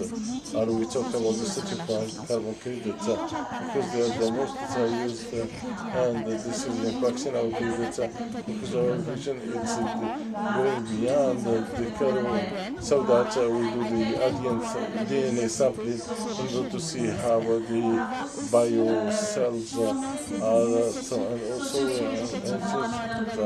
and we do sensitive awareness, and we did with the youth from Tunisia and the Moroccan youth in order to deploy programs or pedagogical programs, and also we have a cultural program that Yassine presented, and diplomatic actions in Enoch. So at Yassine we will have the opportunity, keynote of introduction, in order to present the demarche of the carbon and how we can duplicate it abroad. And we need to know how we complicate and we would like to know this, and would like to export this method to the Tunisian, and we do toward the AFD and many organizations, and are discussing this in order to take this methodology and this methodology to Tunisia. So I'm talking about transposing and not copy and paste. We cannot copy and paste a method, because for scientific reasons and cultural and legal, because scientific, so it's not it's right. So maybe it's the lead because so we will give importance more to the illegal fishing because we would like to have a label that is distributed by the French ministry, and we would like to transport this model and to create this methodology and to start with the first project, so to open operationally the valves so that all the holders can go and start their projects and start finding money, because what I haven't said with the carbon credits, it's magic because we have money, and the money coming from so far in our projects. We went to see the possibility in Paca, money that was coming, so 90% of the money was not coming from France and from Algeria, it was coming from elsewhere, and the carbon credits can help you to play on a larger scale, and here where the incentives they became larger and larger, and in this Franco coalition and the second extension, and we will give you an opportunity in next July in an island which is the in Maurice, and we will talk about the carbon, so certified carbon, and also for those who would like to go from Bizerte, there's a charter. Thank you very much. Thank you, the four of you. I will ask you to give a show of hands for these wonderful ladies.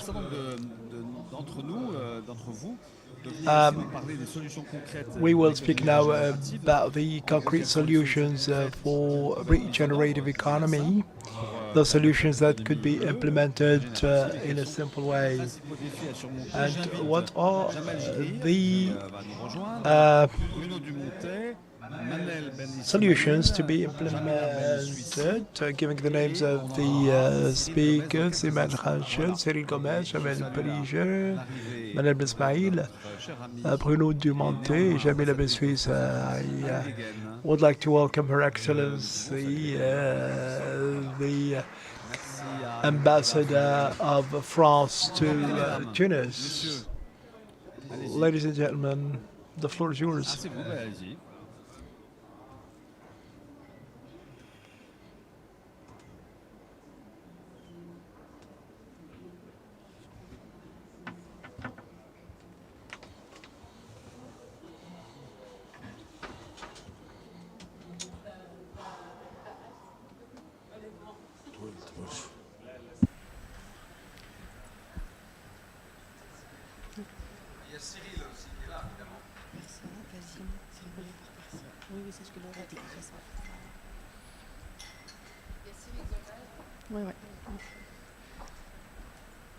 Donc, dans la foulée de ce qui a été présenté par rapport à l'économie bleue régénérative, I would like to probably focus a little bit on a dream that has been there for years. The blue regenerative economy imagine a world where beaches and coasts regenerate and do not die, where birds come not as a miracle, but because the people have changed their behavior.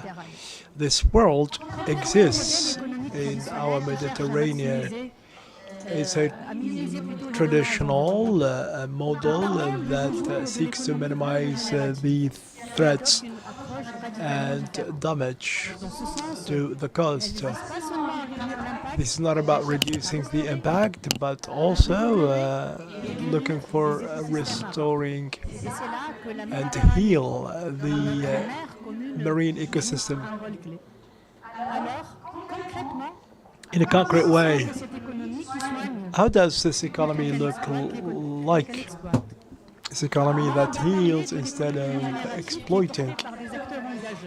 This economy is supported by companies, researchers, municipalities and citizens. It's their voices that we'll see and listen to today. Let's see some concrete actions. I've always said it. Words take their life in their implementation and action. I will give the floor now to Jamal Jarijer, Director of WWF in North Africa. He will talk to us about what they have done for this regenerative economy. Thank you very much. Thank you for the forum. Thank you, Bizerte. Thank you, Saison Bleue. We are trying to talk about concrete solutions in WWF through our contacts. We try to keep in line with a mission that is difficult because globally we have to be in keeping with the global frameworks, but locally we work with the small fishermen, with the local communities who do not know much about this, but who must contribute. Through the collaboration with some partners, we have developed this idea. We did not invent the technology, which does exist, but we have been seeking to reduce the carbon emissions and to strengthen the economic revenues for the fishermen community of Gabas. We have started to think about decarbonization in the fisheries sector through simple solutions. In the 1970s, there has been a transition in Tunisia. All the fishermen who depend on wind to get their boats move forward started to use engines that use fuel. So they have modified their boats to start using engines. What we are trying to do now with the support from FCTO and the British Embassy in Tunisia is to develop a pilot which consists in an engine which is operated through clean energy. This pilot, which encompasses 50 fishermen in the region of Gabas, we expect those fishermen to keep all the revenue. They're not going to share this with other expenses for fuel. And we hope that the other fishermen will observe and replicate. The technology exists. We see the electric cars, we see the significant increase in the use of solar energy, and we will export this to the small fisheries sector, starting with Tunisia, more specifically Gabas, where we have 300 days of sun presence every year. Now, let's go to Monaco with the Oceanographic Institute. Cyril, hello. On vous entend pas. Vous m'entendez bien? We can't hear you, sir. Vous m'entendez? On vous entend pas encore. Là, c'est très bien. On vous entend parfaitement. We can hear you now. Donc, d'abord de Tunisie. Donc, Hello from Tunisia. Parmi nous. You are not with us physically, but you are with us, and we would like to listen to what you have done concretely at your institution. 3 minutes.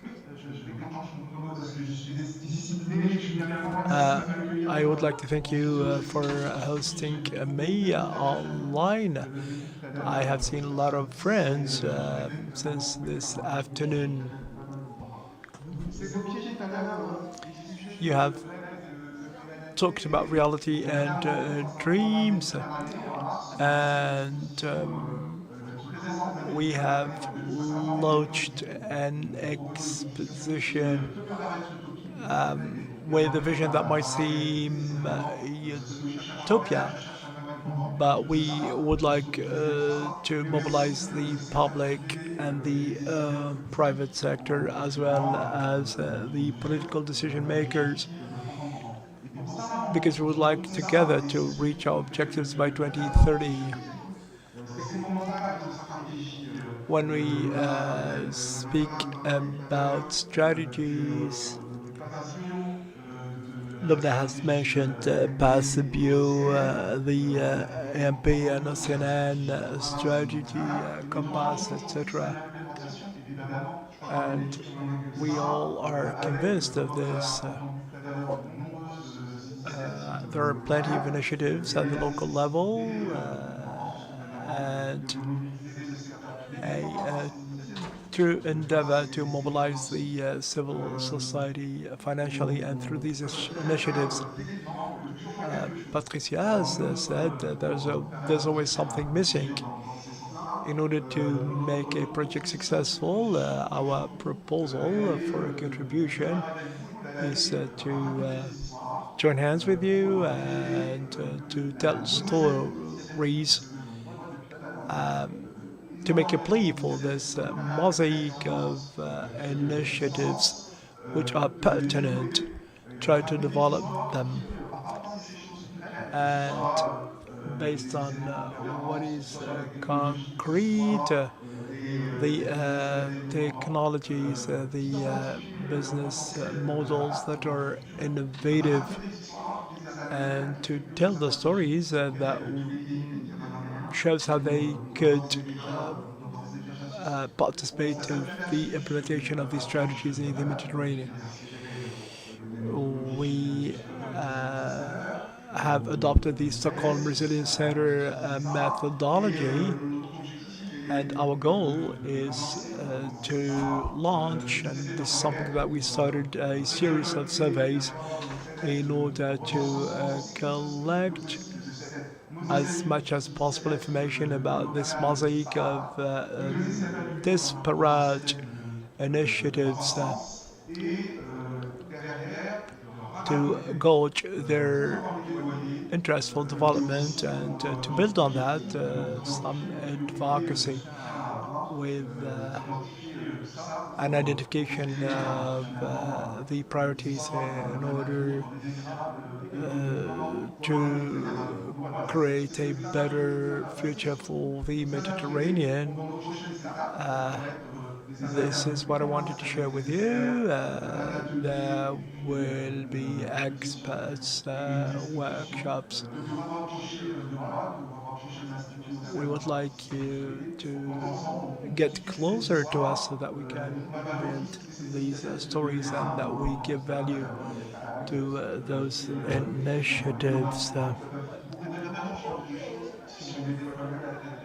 Things that could change the picture if we roll them out on a larger scale.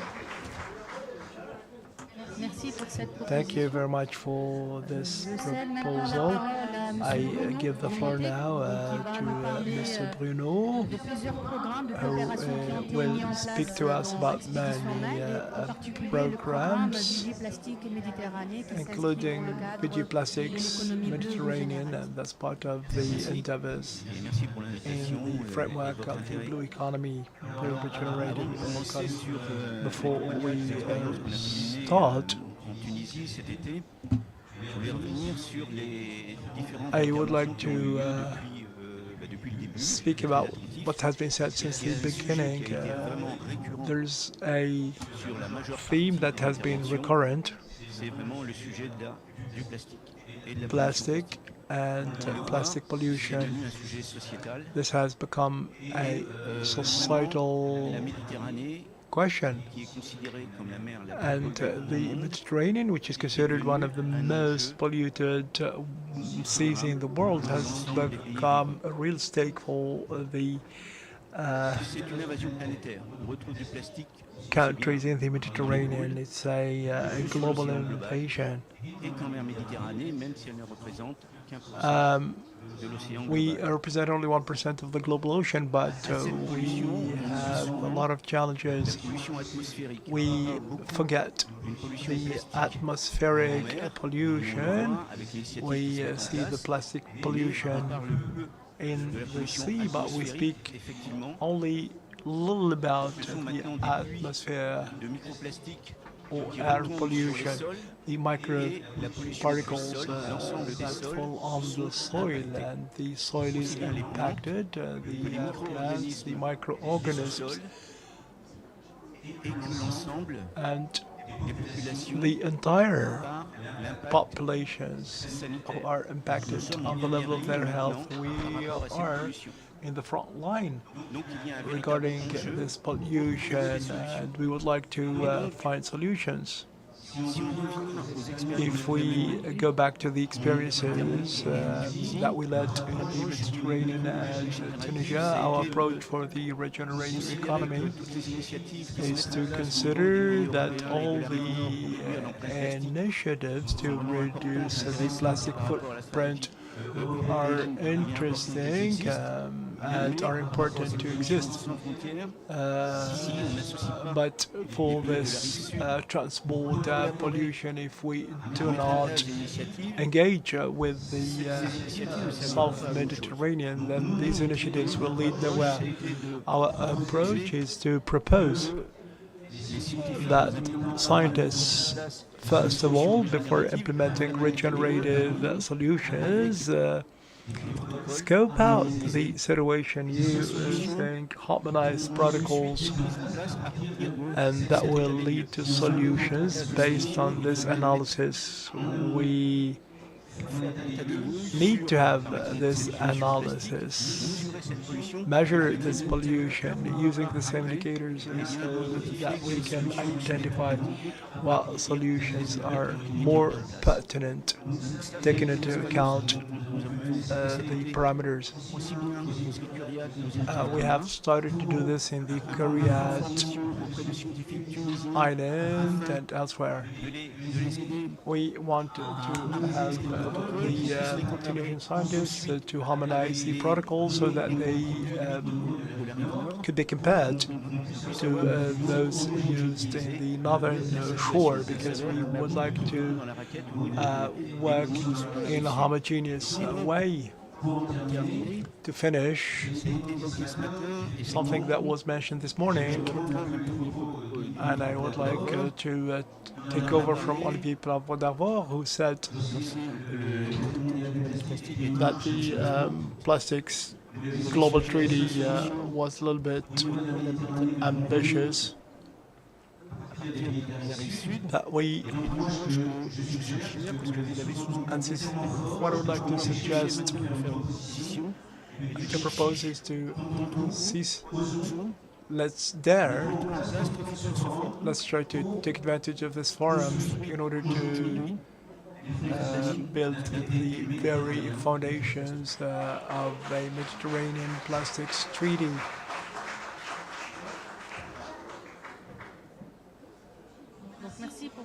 Thank you very much for your testimony and for this nice proposal.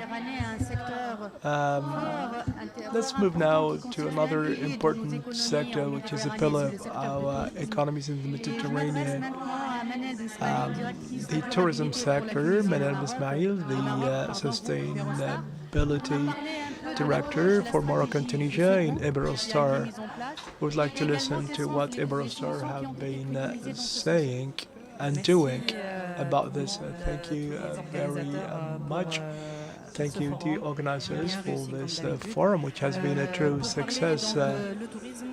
Tourism is a mass tourism that has turned into sustainable tourism, and now we speak about regenerative tourism.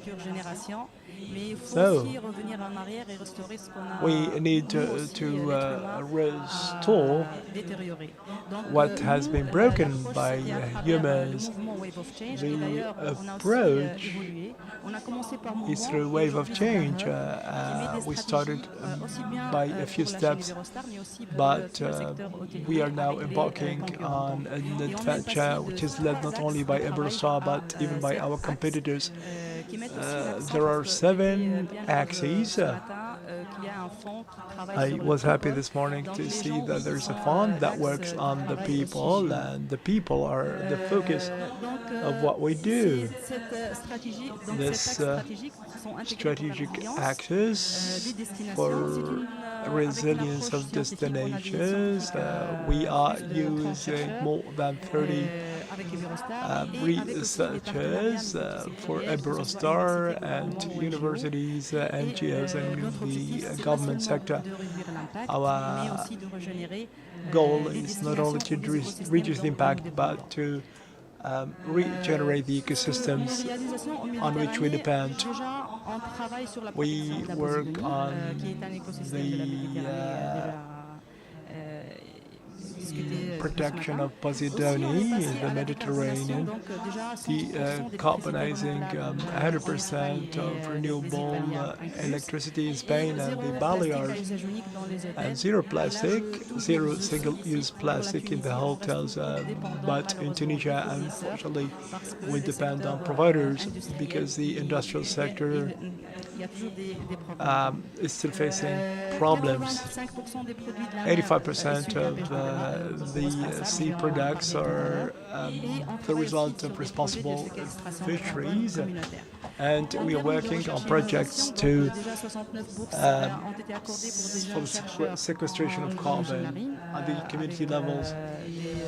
For research and innovation, we have provided 69 scholarships to young researchers in the field of marine ecologies. There are scientific protocols that are shared in open source.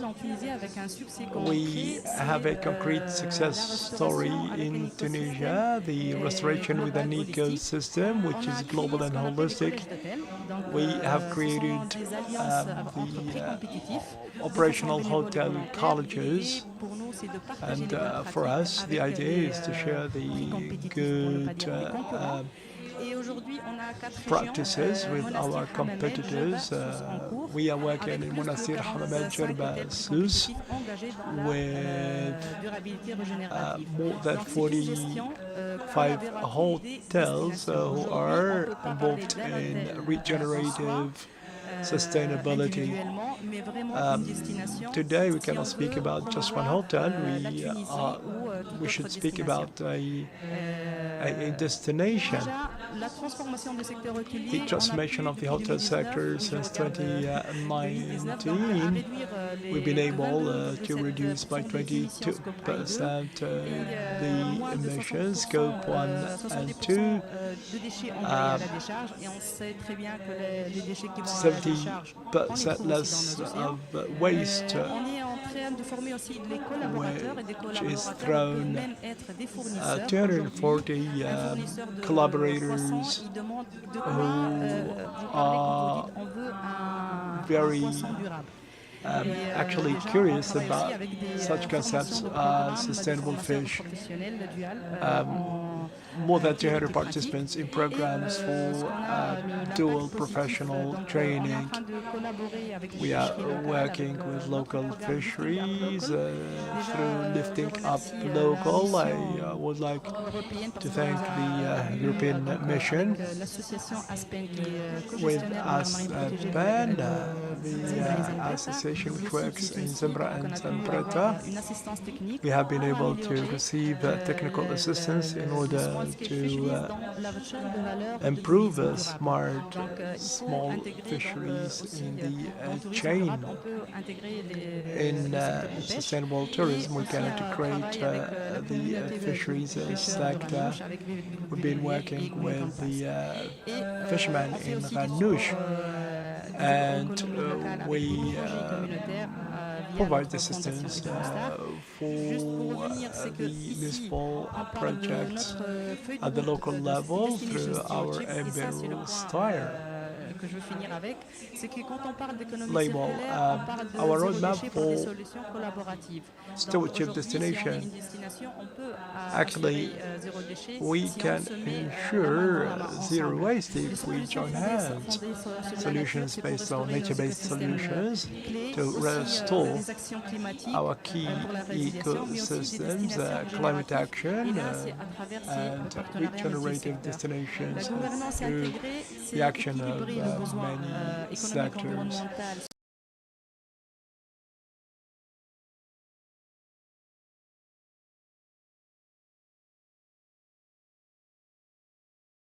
Thank you very much.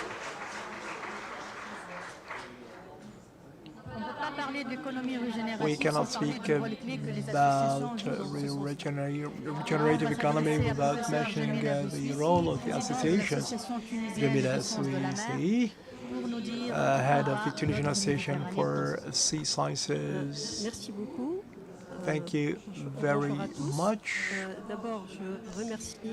I would like to thank Ms. Benzina for the invitation and for the opportunity to exchange with the panel. The Mediterranean is a sea that is vulnerable and that faces a lot of difficult times. Without a collective involvement, including the science community, the civil society, decision makers, all the stakeholders, would it be possible to face up to those threats? Because currently the Mediterranean is a cocktail of anthropic actions and threats such as illegal fishing, overfishing of resources, compounded by the climate changes that led to the degradation of habitats and to the deep modification of biodiversity. The Association Tunisienne des Sciences de la Mer is an NGO that was created in 1993. It is a pioneering association in the field of marine sciences. Its goal for the decade to come is development and building capacities in relation to the priorities at the Mediterranean level or international level. Let me speak about the first activity, the first edition, a field international school which aims to detect and alert about the invasive species in the marine areas in the Mediterranean. The invasive species, simply because this is the second threat to biodiversity after the degradation of habitats. Why the mariners? Because the mariners have been shown to be hotspots of biological invasions. This field training school will be organized in November in Tunis in the period 15 to 21 with the support of many partners, including including the ex-Marseille University.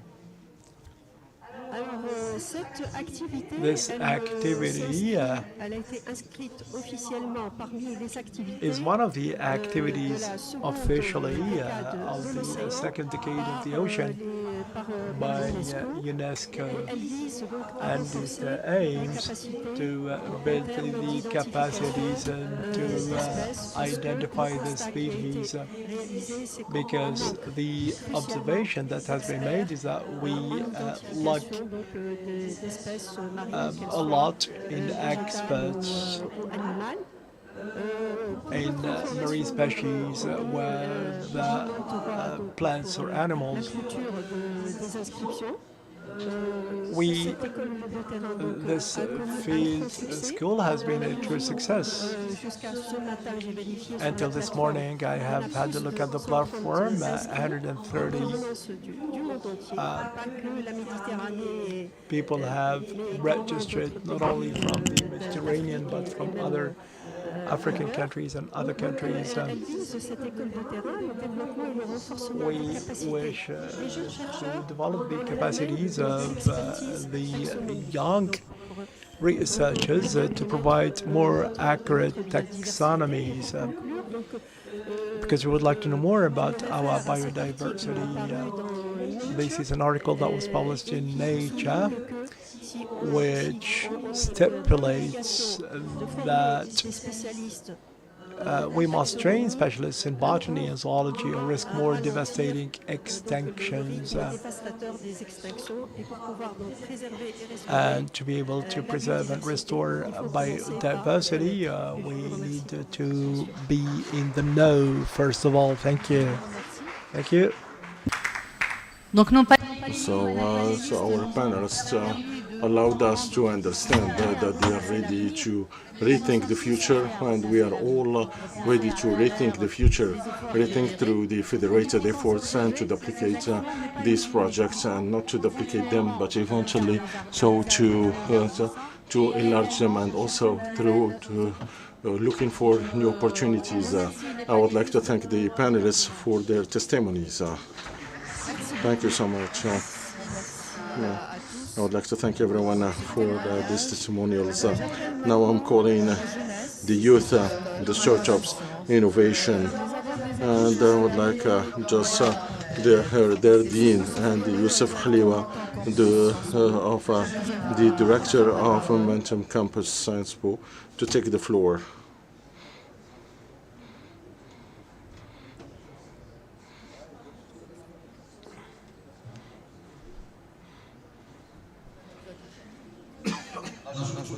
I would like to thank Youssef and Halawa. He's the head of the Société Montant, and I found that he's from Bizerte, and his father is in this meeting room, and I think that the father is very proud, and he sees his son, who is very intelligent and clever here.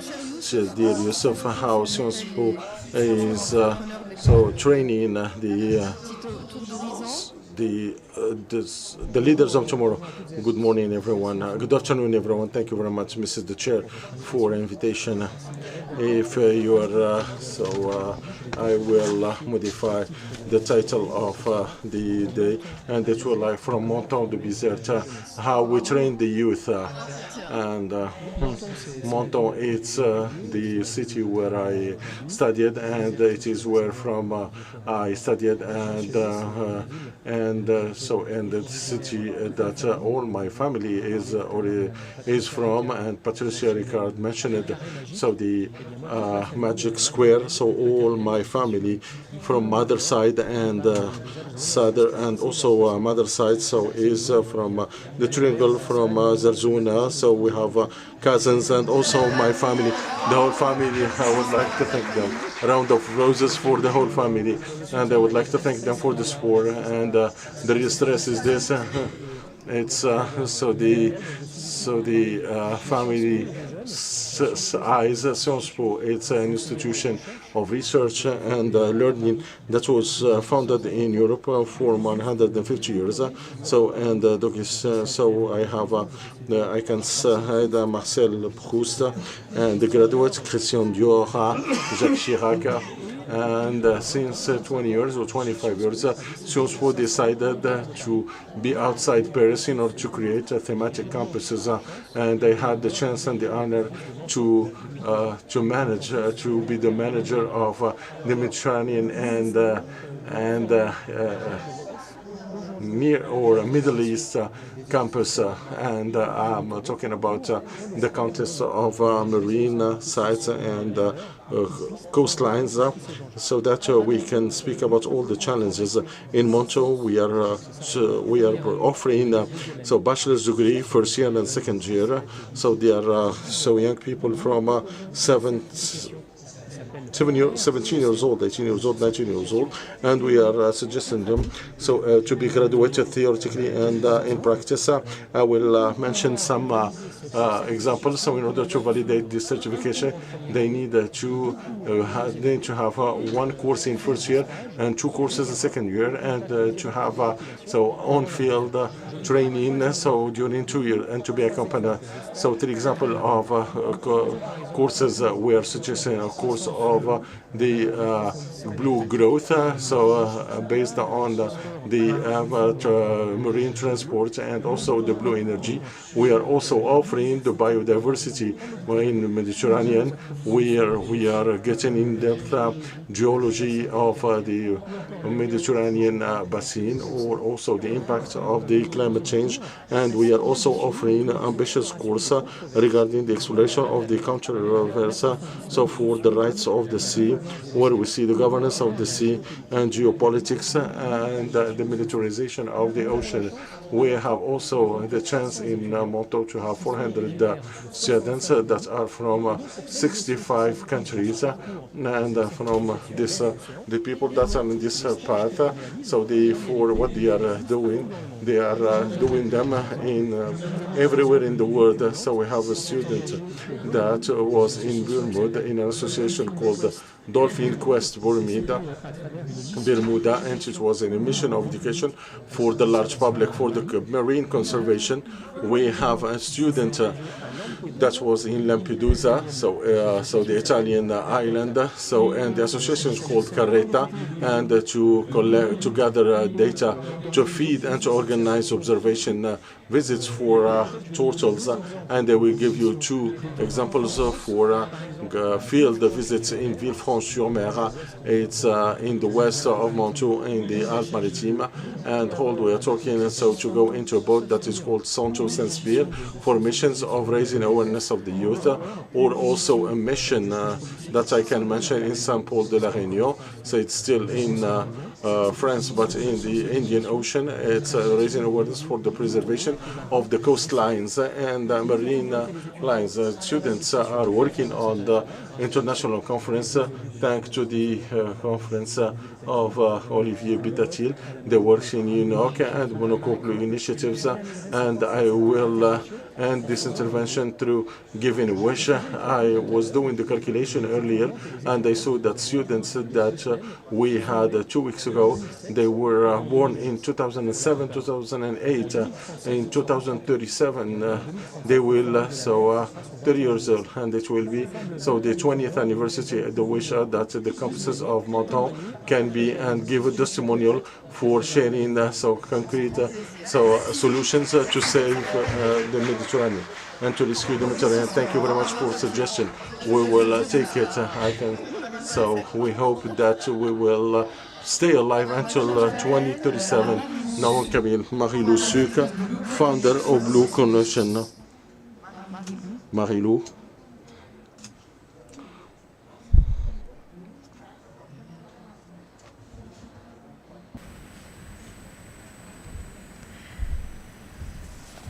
Je te pose la question. I'm asking this question as a director and manager of the Blue Connection, and how a company can contribute to the blue economy and the marine sector. Thank you so much, Reem, for the invitation. So, a small introduction. Myself, I'm a student in Sciences Po X, and I am today consultant in Blue Economy and technology, and marine technology, and with Blue Connection. So, it's consulting, accompanying so the topics of thematic of blue economy, and I have a podcast called Blue Tech in the World, and I became the co-founder of Rocyclux that I will present to you today.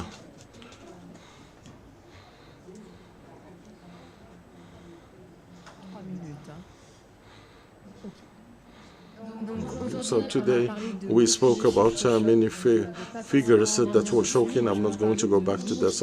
I will speak about the new figures. Today in Europe we have 85,000 companies that are impacted by plastic regulation. They are spending more $2 billion per year in compliance costs, and upon which we have 900 euros of the CSR that are already directed to the ocean plastic initiatives. And this fragmented market is less structured. That's where Rocyclux are intervening. We are our solutions are intervening our cleaning, so APR compliance and accessibility. So we are taking all the local actors and NGOs and also the fishing vessels and also the reposing and partners. How we work, so all the companies, they have certified cleaning, and they are in the local actors and the click and also in the hotspot, and they are in the blockchain, and they certify and report, they respect the regulations, and they go in the strategies of the CSR for collectivities and so port authorities. It's cutting edge technology we use, so the satellite images, and so in order to have the hotspot, to detect hotspot for the local actors. So it's a new revenue. So we have we have an income in kilos for the collected waste. So for the ocean, we are collecting to the spot of the pollution in order to intervene right away. And we've got 15 fishermen so in our pilot project, and we are doing this initiative. Our force.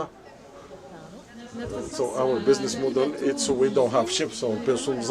We are the technological layer that we are doing the lick, and we are doing the monitoring, and also, and this is why I'm here today.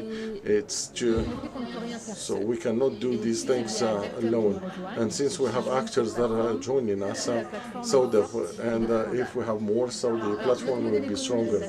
So our business model is very simple. It's the membership starting from 500 euros per month. So starting from next year, we will generating of the detection by the AI for the coastal authorities, and we have also the certification ocean-borne plastics in order to be plastic fitted. We are traction and recognition. We are a portfolio of the climate tech, and we are supported by Blue Mission, and we had many awards, and we have also 2 clients that were signed, one of the cosmetics and also pharmaceutical labs in the Black Sea, and also we have another platform in Google. The last slide, it's the one that I like. It's the transfer between the different seas, and we will do the next platform in Black Sea that will be as a reference. And the objective is since the next year, the end of this year, so we will choose. And today I would like to seize the opportunity to meet the interested to join us and to scale our pilots in the Mediterranean and Tunisia. Thank you.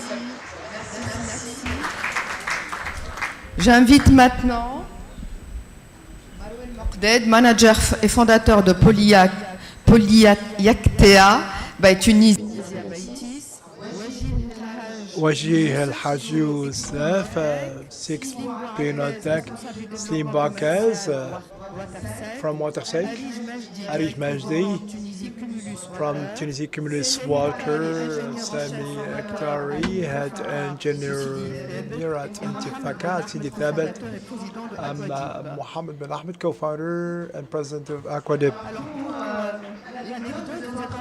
For the anecdote, you are drinking water from the Rosé du Matin produced by Cumulus. He will speak to us about his new innovative machine. Let me give you the floor. Let's start by Marwan Moqdad. My name is Marwan Moqdad. I'm the manager and co-founder of Quality, which started since my childhood. I'm from Bizerte, and I live here. In Bizerte, fishing for as a leisurely activity is something that is practiced by so many people. So in 2014, I wanted to turn this passion into a business, and I started to export marine worms to Europe, which turned out to be in high demand. The natural stocks of those marine worms are actually slimming down because of the industry. So we have put in place, after 5 years in a laboratory, trying to understand how these animals live and grow. We were able in 2022 to produce our first worm, and in 2022 we started working on a marine worm farm in Mazal Abdurrahman. We now produce about 500 kilograms every year. We have discovered that these worms could produce or could consume waste, and we started to feed them on the waste from the farms. So we said that instead of looking for organic waste, why don't we work on those worm farms? Nourriture pour les vers. So, this is an integrated approach with the worm. Sorry. On a mis en place une collaboration avec Ifremer, Station Palavas-les-Flots, pour travailler sur. We have turned into this kind of circular activity which combines fish farming with the farming of marine worms to reduce the carbon footprint.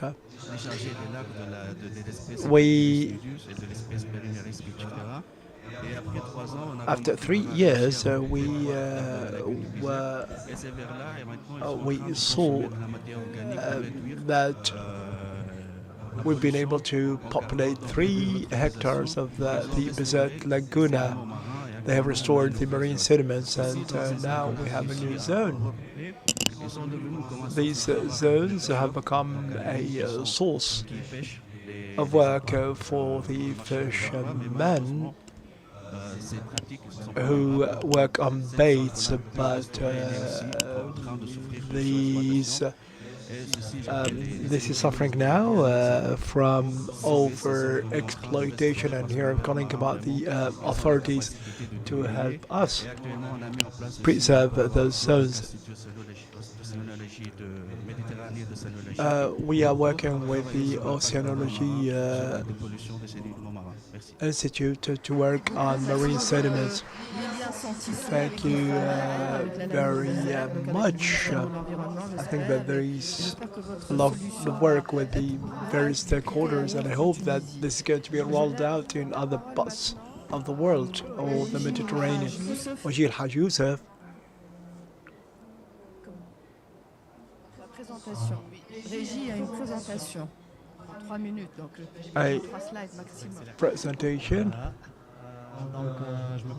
My name is Waji. I'm the co-founder of Exonal Tech, a startup which uses artificial intelligence to provide solutions. I'm from Monastir, a coastal area. The main activity which actually Monastir farming, fish farming is and agriculture are growing in significance and importance, and there is a necessity for this part of the endeavors to ensure our food security.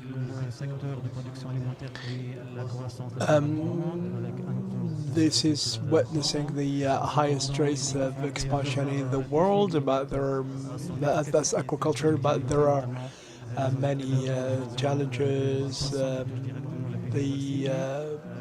birds, human intrusion, and the food cost. And also pollution, the quality of water, which impacts over 90% of the production. We would like to work on eco-responsible, sustainable activity. We have created iFish, which is a submersible solution with cameras with sensors for water quality. It is autonomous and it works thanks to a photovoltaic system. We seek to help you secure, optimize, and control your farm for a smart aquaculture. So we provide online, real-time, actually surveillance of the cages, and you can 24/7 manage the environment in which you work. This business model is built on the sale of the equipment and of the software. We have many partners, the incubators, accelerators, Factory West Africa, research and development, the industrial community, and also fish farmers who are our partners. This work is carried out thanks to the efforts of a team of Fahmi Manal, Nuruddin, Rahma, and Nader, who are our engineers. Thank you very much. Thank you for this presentation. We need you indeed so that we can advance. We need your support technically and financially. I hope that they will all the protagonists will hear you and they will help you. So Nasma Erija, so the head of the Cumulus Water, thank you, Sino. Thank you very much for the invitation. I would like to thank the whole team. So for the ones who knows Cumulus and the ones that who don't know it, so Cumulus is a startup that started in 2021 to do we are creating water through the air.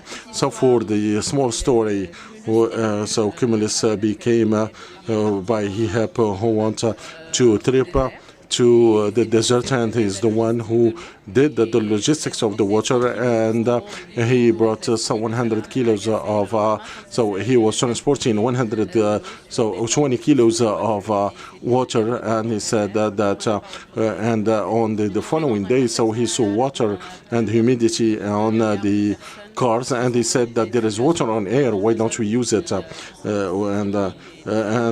this is why by 2050, so 100 and Cumulus is bringing a solution which is combining hardware and software, and you can see our machines that are in front of this meteor. These machines, so they are reproducing biomimetics, and they are producing of the phenomenon of irrigation, and they take the air and they go through a cascade of filters in order to have pure water, and this water is mineralized, and you have drinking water and mineral drinking water. So in European standards, because today in standards we have the WHO and the European norms that are strict. Cumulus today deployed in 2 years of Cumulus of marketing. So we are present in France, Spain, and Tunisia, and we just entered the Saudian market, and we are working on 2 aspects. So the companies that would like to reduce their impact in plastics, because the Cumulus is less than CO2 per year and less logistics, and it's a project that we love so much, and we are working on the children, and we launched an initiative which is called our schools كتبنا, and we are providing our partners with our machines, and we deployed in 2 years 40 machines in 13 schools like Fawar, Basma, and Fawar. And our business model is very simple. We are selling the machines and the maintenance, so that the client experience be complete, and you can just click on a button and have water. And we have partners, so technological partners like Bureau Veritas, with which we are testing our water. And this is I finished before 6 seconds, and we have a woman that can manage the time and stress. Now I'm giving the floor to Slim Boakez. So he is working for WaterSec, and he is head of the development. Good morning, good afternoon, everyone. Hello, everyone. And my name is Slim, and engineer and co-founder of a startup WaterSec, a startup which is targeting to design more responsible behavior and sustainable behavior for the companies. So we manage and optimize what we measure. We did some sensors, IoT sensors, that can track the consumption of water in real time, and we are giving the dashboard so that you can follow the water consumption and wherever, so they can detect all anomalies like consumption. They can generate a report and recommendation so that their consumptions can be more responsible and sustainable. What is making us different in Tunisia and the international market? So it's patterns that we have.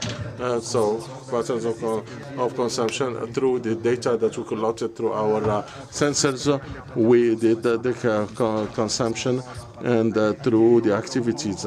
And when we have a new client, we know that if they are consuming water or not, and we send recommendations, personalized recommendations if the consumption is high. And we installed 600 sensors, and we measured 100 million liters, and we detected many anomalies, and we helped our client to do the economy of 30 million of water.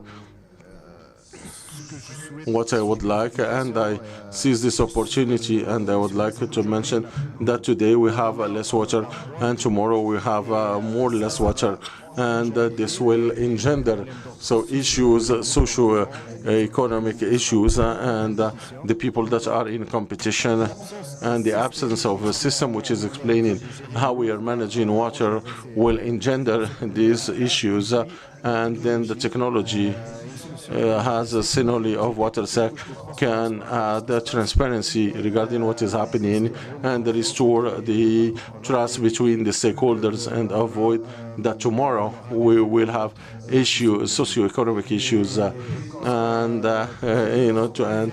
What we are doing is that the data we are collecting, we are publishing, so through web services, and any actor who is working on the water thematic, can consult our API and see how the consumption of water is shared, because we think that when the information is well shared, everyone has a responsibility, and tomorrow, so the sacrifices will shared in a better way. Thank you very much for this presentation, and we know you very well, and we hope that you will continue to progress and maybe to go to other regions and countries. Now I'll give him the floor to Mohammed bin Khalid, co-founder of Aquadeep. He will present the evolution of what was implemented. Thank you very much, Reem, and to the whole team of the Blue Season. Yesterday, we were here in Bizerte in order to present our company. We are here this year, too, in order to put everything in the context. Aquadeep, it's Tunisian startup, and it is positioned in the water, and we are working to do the evolution of fish, starting from day one until it will go to the sea. It's a system that has the capacity to detect in a early manner through estimation of precision, which is superior to 95%, to optimize the production, reduce the morbidity rate, and also increase oxygen in water. We started in 2021, so in 2024 we will in Tunisia.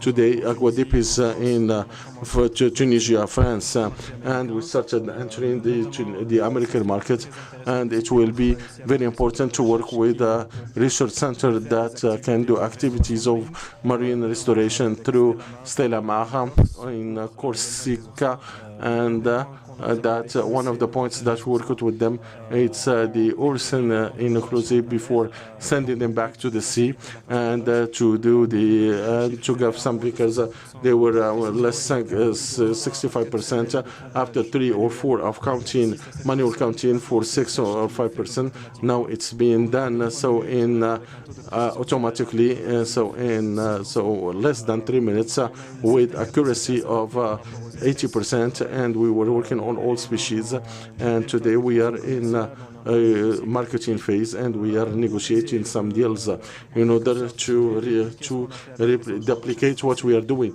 with the French labs, and also we are trying also to do the same thing in United States, and we would like to have some centers that are interested, and also what you see in context of marketing. We are working also in projects in which we will follow the marine zones and to do the assessment of the evolution of this marine restoration. And these are projects that we are doing with some research centers in France, and we would like to duplicate this. And thank you so much for the invitation once again.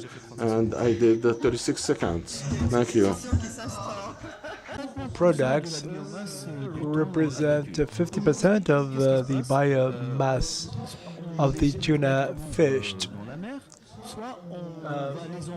What happens is that 50% of what remains is thrown in the sea, which causes a lot of pollution, or stored, which represents an environmental problem.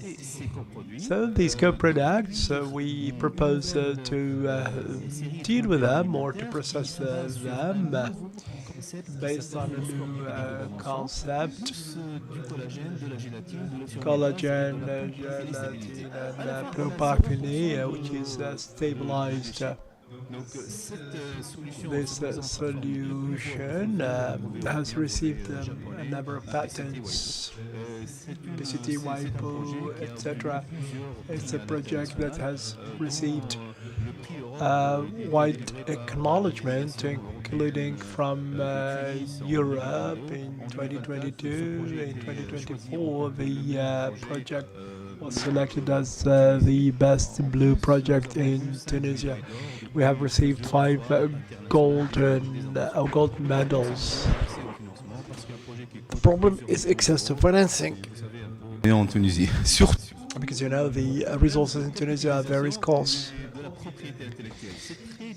It is very difficult to work on the capitalization of intellectual property. Thank you very much. Merci pour ce partage, cette alerte et tout ce que vous faites tous, hein, vraiment. On voit bien votre implication dans une économie bleue durable, vos innovations technologiques. Thank you very much. We can see all your engagement. And also how to find this, the people and the foundations and the institutions that can help you to continue your pathway towards success. I will end by a young woman that what I would like to ask to meet you, that we found Molka is speaking in English, and she has easiness to speak in English, in French, as you like, Instagram, and she studied in Sidi Tabet, and she has she's very sensitive to Instagram in order to understand the sea and our richness and everything that has to do with the Mediterranean. The floor is yours, Molka.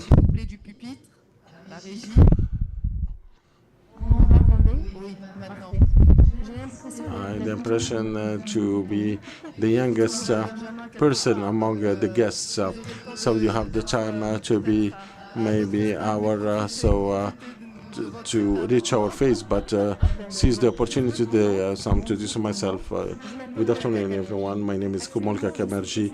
I'm currently a student in vet medicine in Sidi Tabet, and I am an influencer on the social media. I'm sharing my passion with my community. I'm sharing education and sympathetic content. I'm not interested only by the sea, but all the creations and nature, and also by the savage fauna. So currently, Academy. It's an introduction to ocean literacy with a special focus on our Tunisian coasts, including ocean literacy, blue economy, sustainability, etc. Madame Picard tout à l'heure a parlé du crabe bleu. Madame Ricard. Ricard, pardon, je m'excuse. Madame Ricard tout à l'heure a parlé du fameux crabe bleu. Et dans cette petite vidéo, je parle. And in this, I'm talking about the invasion of biological invasion.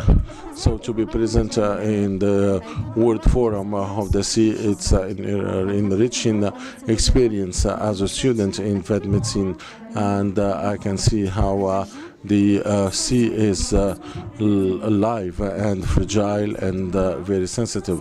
And also we cannot neglect and forget the environment health, and you can, so and this is now, and here I'm talking about the One Health concept, and I would like to hear the people.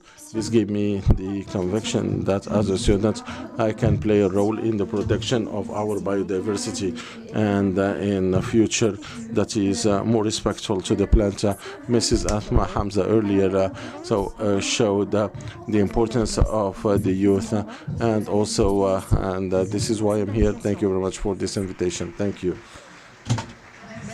Thank you so much, Molka, for this testimonial, and I'm encouraging a youth like Molka to join the forum and to share the passion, because thanks to you that we can preserve the ocean and the Mediterranean. So a round of applause for Molka in order to encourage her. Thank you so much. Thank you so much. I would like to thank you all. I'm inviting now the last. So we will have the panel before the last one, because we will have a wow. That's Patricia and myself who will present the strategy for preserving the herbs, the marine herbs, and we have Hamadi Mejri, so who's in charge of the program of fishing in the Mediterranean in Africa. Mahdi Ben Haj, that I don't see, he's somewhere. Jean Bucard, so director of the advocacy director, and also Cécile Coupry.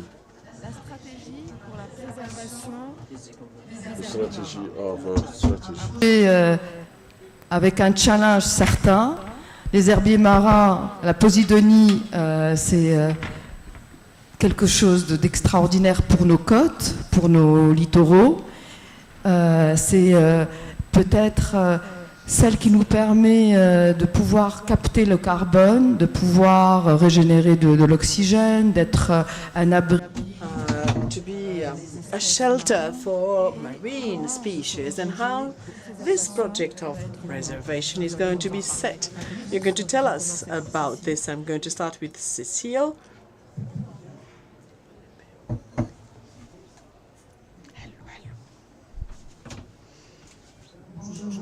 Good morning, good afternoon rather. At the Development French Agency, when we want to work about something, we first ask ourselves, who are our partners? And therefore we went to WWF, who work hard about this subject, and we also went to Hans Willdorf Foundation. And in the French team, we have a French fund for world environment. So we came together, and together we decided to try and intervene in this sector. We had this project of 2 million euros, one VFM, 500 from IFD, and then 500,000 of WWF. First, therefore, we had to bring together experts. After that, we had to gather the data. I think you're going to talk about this. We're going to talk about, indeed, the stakes are to contribute to decarbonization. We have talked about this. We have talked about how to combat climate change by improving storage capacities of carbon, but we know that we could do this differently. We have, however, a number of things that we need to understand in order to understand how all this functions. First goal of this project is to improve scientific information on ways of captation of carbon. The problem is that these modes, or rather these this grass is in degradation mode because of pollution, fisheries, and therefore it is important to help the fishermen to improve their practices and to go to other potentialities. Hence, the importance of dedicating a fund for this. How can this fund be increased? Thanks to the carbon generated following the deposit of this herbaria. We also need to enhance the capacities of our interlocutors so that this deposit is better managed and taken account of in the Tunisian strategy of decarbonization. Thanks for this explanation. I think you're working with Adeline Pnon, with Archipel, in setting this project and how to have carbon credits today, how to gain them. Let me now give the floor to Hamdi Mejri as head of a program for fisheries in order to see how WWF works with fishermen to reduce the impact of fishing on the herbaria. My name is Hamadi Mejri. I am from Bizerte, actually. So welcome to this to my hometown. I am head of this fishery project, which is part of the marine program of WWF Mediterranean of the North. in the framework of a sustainable and equitable fair partnership, we try to define projects on the marine environment, but also with respect to the sensitive habitats or endangered habitats, especially the herbaria. Obviously, there are many herbaria that could be herbaria, or that could therefore be endangered. You can see that for the Posidonia, it covers 1.5 million hectares in the Mediterranean. Over the last 5 years, scientific research showed that there was a degradation of 50% of, 35% of at the surface and at the level of surface, and to 55% at the level of density, which is quite alarming. If we talk about Posidonia in you can see that Posidonia also plays the role of keeping carbon and to be positive with respect to the oxygen balance. It has a role to play with respect to biodiversity, but also with as regards the protection of the coast against erosion. Therefore, you can see that it keeps carbon and protects oxygen in the region. Our partnership, at least this project in particular, is based on 4 pillars, strategic pillars, and I'm joining here, talking about this subject of this panel. We aim at consolidating scientific knowledge through the generation of a high-resolution map or mapping based on current studies and on standardized methods for checking or verification on the ground, with the help of many partners and NGOs that work on the ground. And with this standardization, we reach more reliable results. This also are based by what we call GIS imagery. This mapping and consolidation of information are followed by what concerns the reduction of arborology in the marine seagrass. Now, at the level of the pilot sites, we are going to work on a legislative framework specific to the Posidonia and in order to promote carbon funds to work on this level. Pillar number 4 gets us to work on the capacity building of all different players, stakeholders, whether at the local or regional level. And we need to attack the part that concerns capitalization or scaling up, because WVF North Africa works with Egypt, among other countries. Therefore, we need to capitalize results in other parts of North Africa. I give the floor to Guillaume Bizerte, Director of Pôle Partenaire and International Projects, to talk to us about their activities. Thank you to give us the floor, because the projects are not numerous covering this theme. We work on blue carbon, on herbaria. It's not easy, but they are important for biodiversity and for climate. And today I would like to thank the French Agency for Development, with whom we work on this topic. And they are pioneer in this regard. It's a project working on questions on the valorization of the carbon of herbia in Brazil. So that's that's why this project is essential. It gives a new method, a new way of thinking in order to lead us at the level of the biodiversity benefits. We have an approach which is based on nature for the oceans and for the people who live around the oceans and water, and see how this work benefit the community and benefit nature, to fish, to human beings, to everybody.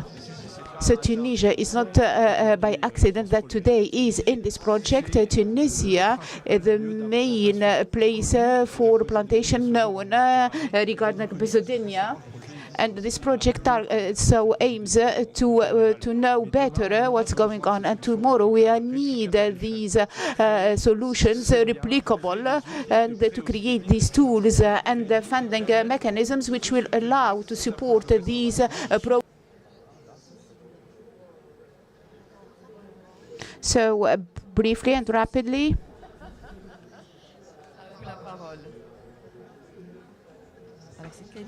Kerim Ben Ammar, the Shebek organization. Thank you very much. I'm going to be brief. Visibly, the Mediterranean is a space of sharing par excellence. I'd like to add a short story to share with you between the northern and the southern littoral of the Mediterranean, the Shebek. So it is the title of our, or the name of our association. It is the name of a boat. It's part of the, it used to be part of the Ottoman fleet. It has been integrated in the French Royal Marine. It is a boat which, according to me, didn't have enough consideration in the history, in the maritime history and naval history of Tunisia. So our organization would like to lead a reflection around the opportunity to rebuild the Shebek or the boat, because we think that we need to find the Shebek as an object, but also to find ourselves around the lexics of this boat, the way of doing, the gestures, all the economy around this project. We started with this association by doing a study or leading a study of feasibility. We did a call for tender. We tried to make some simulation. We developed an action plan, a simulation of a plan, a text document around Shebek.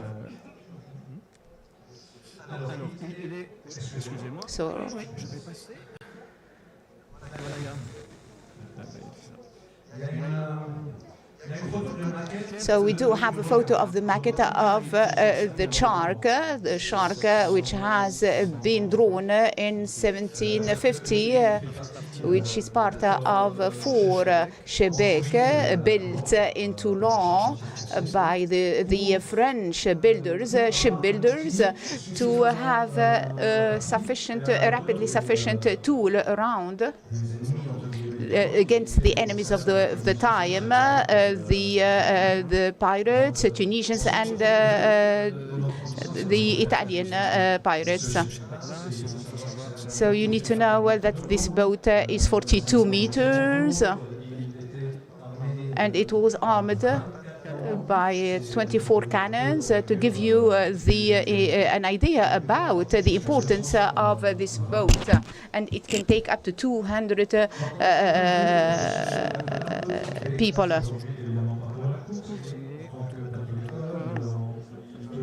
So this boat today is an opportunity to think about green usage.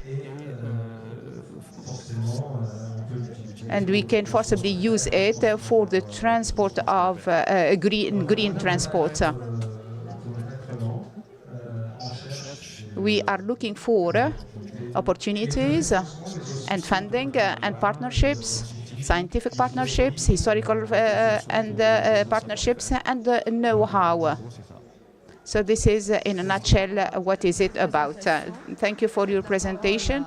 I give the floor to Skander for a Brispol project that we know, but I think that it has evolved ever since. Regarding to the presentations already introduced.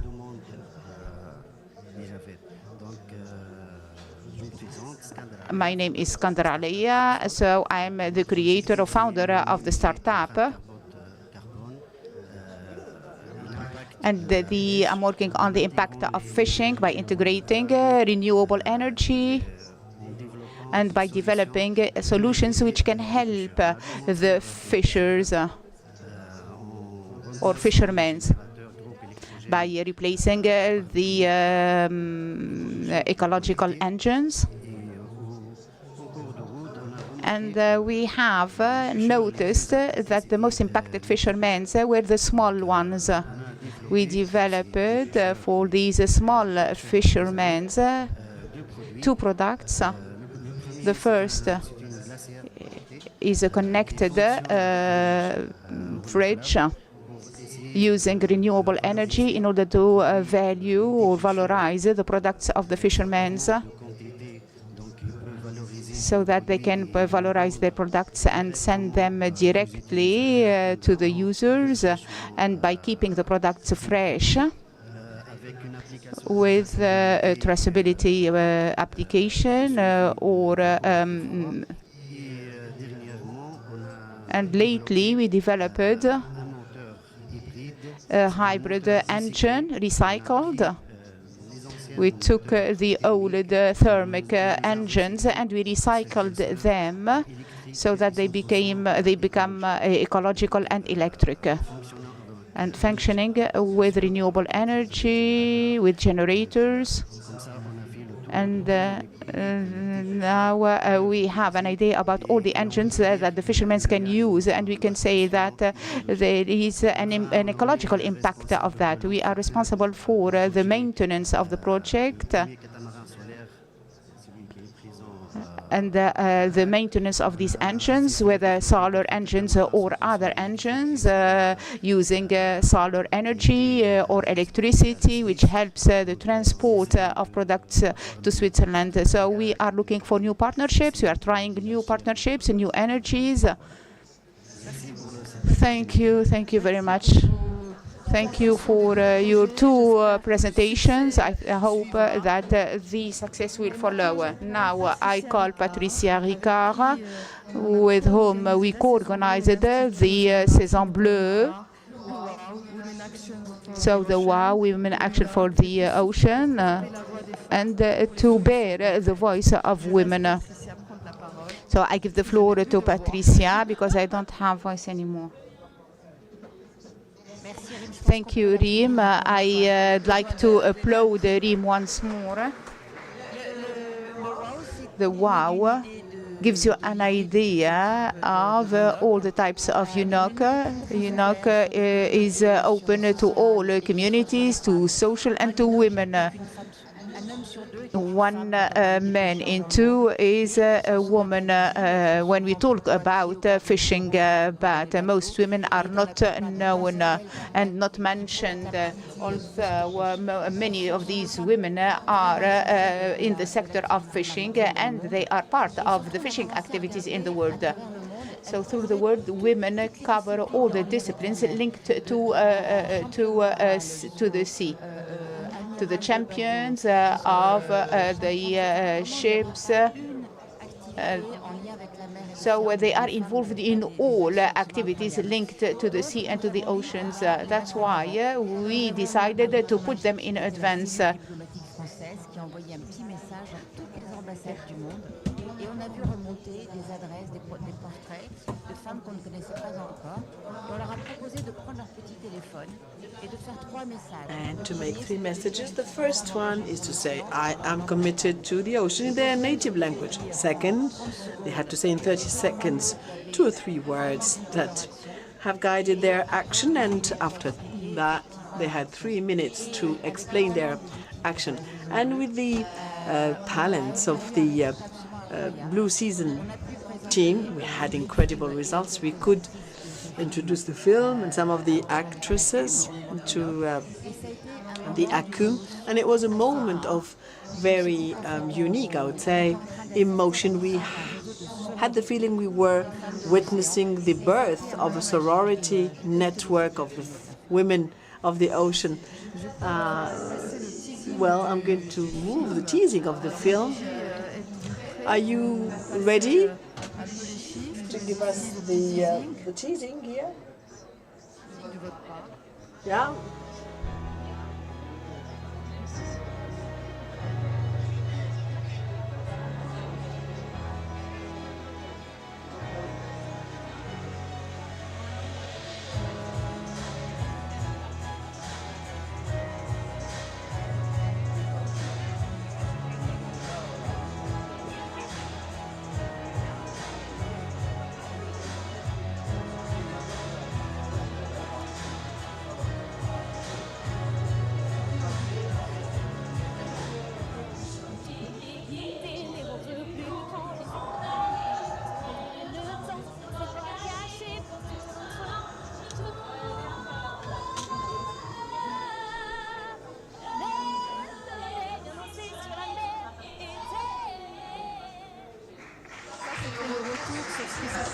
So this is what happened at CUM, and now the teasing plays.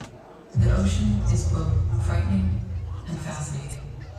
It's full of life, home to countless species, and every day we continue to uncover its mysteries. The ocean covers more than 70% of the Earth's surface. It's a vast, uncharted world and a place of freedom. Its role in sustaining life on Earth is essential, and yet it's still underestimated. Today, over 3.8 billion people live near the coast. They are drawn by the ocean's resources, its economic power, its beauty, and its promise. But even if you live far from the sea, you depend on it too. The ocean regulates the planet's climate. It sustains billions of people across the globe.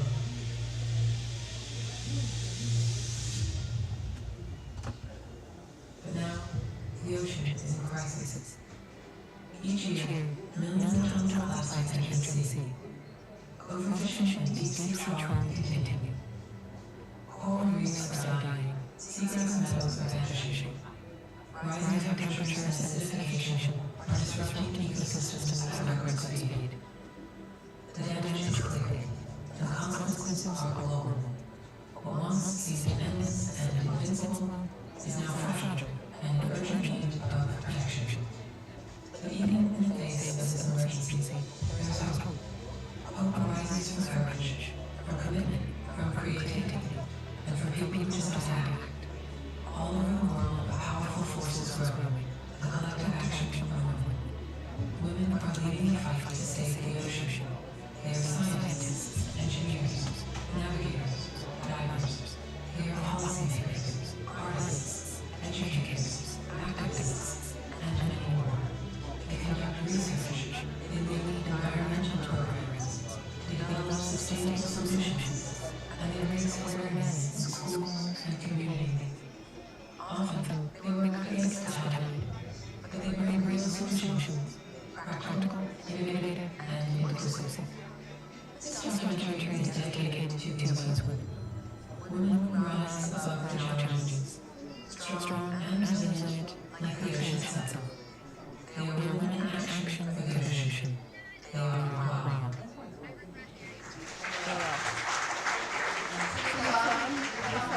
So these are women in action with concrete actions, and the platform continues. We hope to collect more testimonies to open the platform so that it becomes a genuine big exchange platform. Solutions are there in the word, and I think it's only fair for women.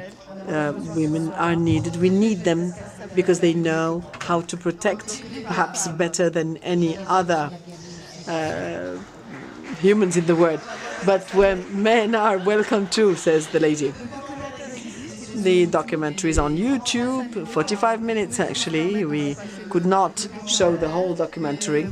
but you can discover it, and you can find really marvelous, thrilling testimonies, perhaps some success stories that could be replicated elsewhere. Therefore, you can go and listen to this.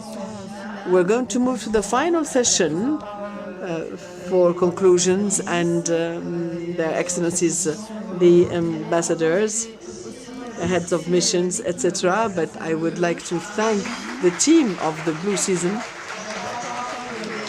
the technical team, and we hope that the guests will come back, our partners, Barak, UBCI, the governorate of Bizerte, all those who support us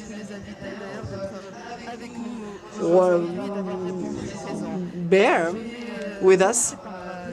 And I'm going to give the floor now to His Excellency, Madame the Ambassador, Madame Anne Guégan, for the final words.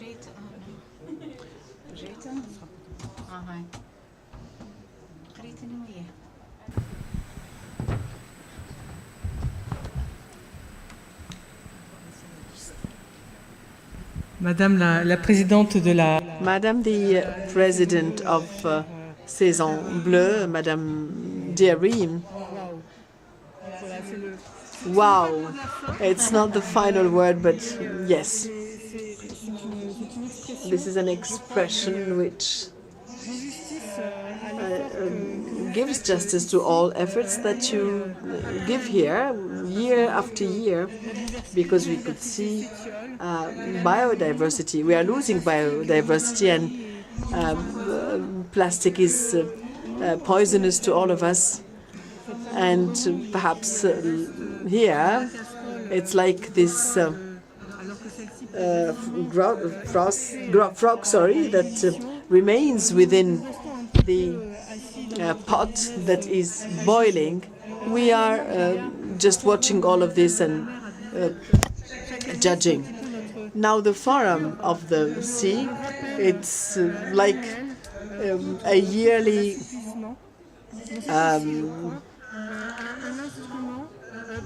let's say dose that we need, but this is an instrument that helps us move beyond business as usual and step by step.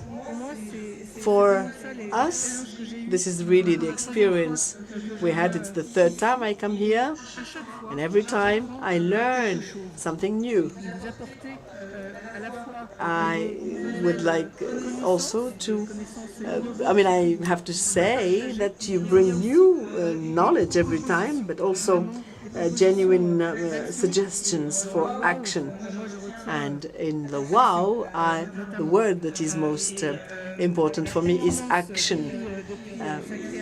The pertinence of their work, of the work of this forum, has been confirmed day after day ever since its launching in 2018. In my quality as the French diplomat, and after having welcomed at Nice this marvelous third conference of the United Nations for Oceans that was co-chaired by with Costa Rica.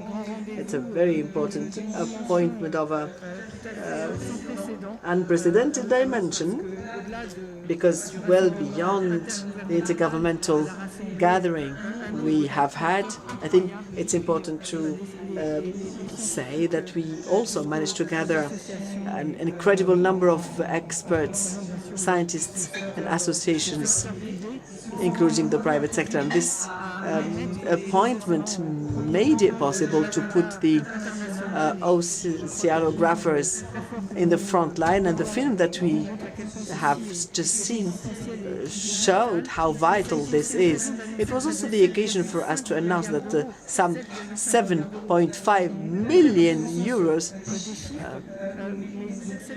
7.5 million euros are invested to preserve these oceans.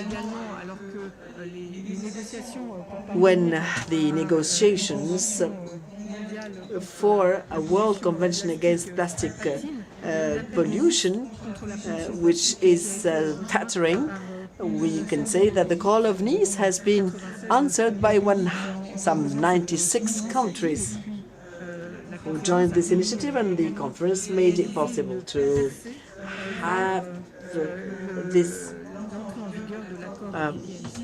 capacity to go to the BBNG agreement on the protection of marine diversity in zones that are outside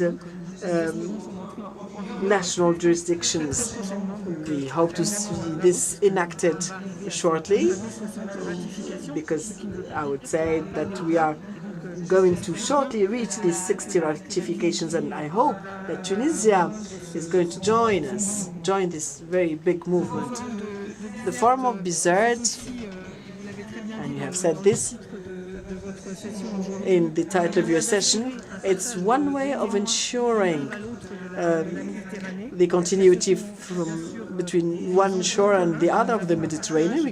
We share the stakes in France, Europe, Tunisia, and North Africa. And here in Tunisia, we have a myriad of players, of civil society activists, and state representatives that are committed to protecting oceans. And I am happy to say that the Embassy of France in Tunisia supports this action, and we are working together on this. 2025 is also 10 years of the Agreement of Paris, but also the SDGs. And this constitutes a framework that was adopted unprecedentedly by so many representatives of the voices from the United Nations. And this is a framework of reference that we should keep. It's also a precious guide for action. I was today with the executive director of the Development French Agency, Cécile Coupry being the director, and she's participating to this closing of the Forum of the Sea in Bizerte. And we have signed many financing conventions. One of them is 32 million euros, which is devoted to water. Water being a central axis of partnership that France has here in Tunisia. The Tunisian-French partnership for global stakes is illustrated also in the School of SDGs that was launched in Tunisia by EFD, but also by the IRD with Alexis Sierra attending this meeting as well. This allowed us to work on sustainable coastal zones, which have been exposed this year in Bizerte, as it was the case in Nice with LUNOC.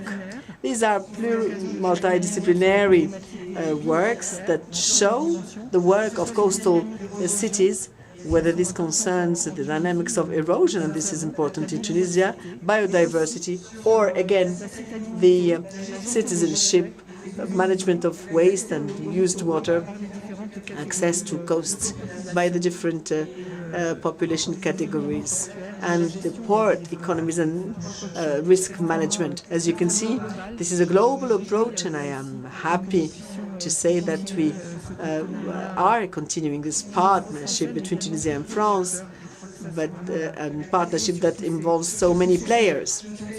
I won't be any longer. I would like simply to conclude by congratulating you for the success of this session or edition. Bravo to all of you, because the stakes are high and the challenge is very important. Therefore, climate and protection of oceans should never obviously be off the agenda of our respective countries. Thank you for your sustained support to this forum. And let me now call Her Excellency, Madame Olga Anna Gnosto, Ambassador of Greece here in Tunisia.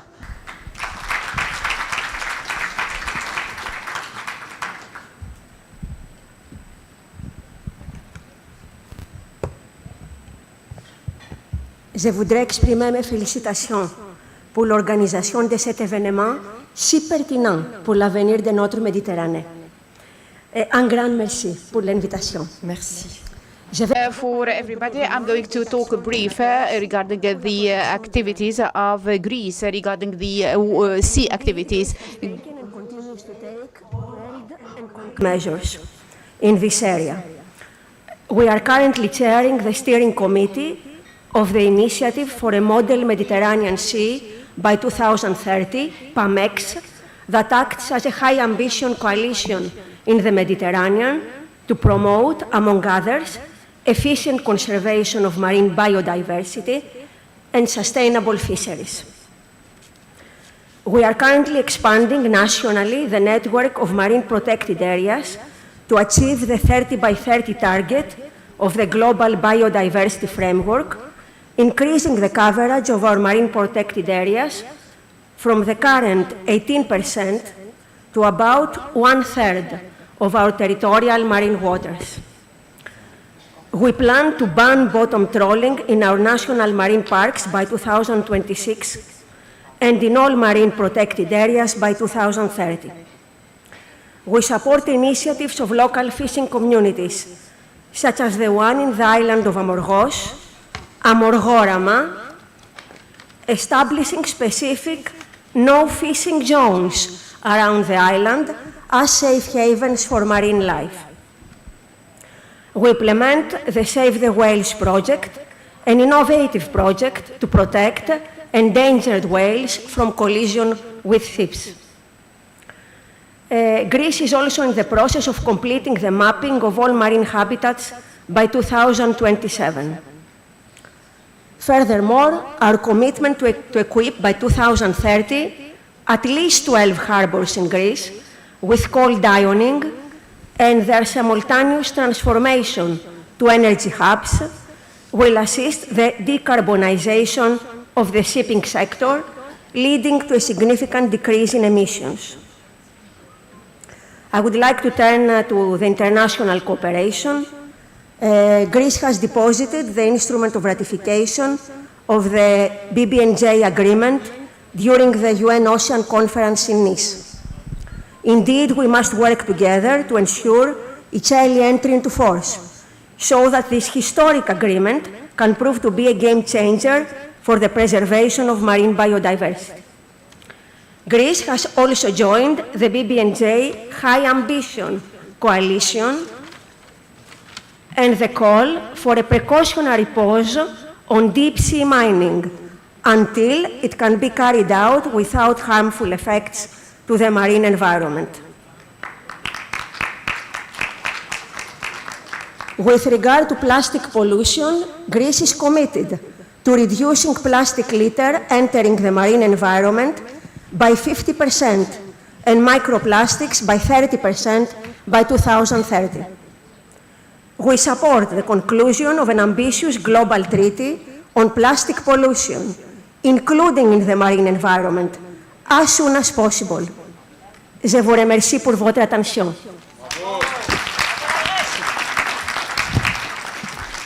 Je donne la parole maintenant à Joanne Lantis, chef de mission. She's head of the mission, Swiss mission.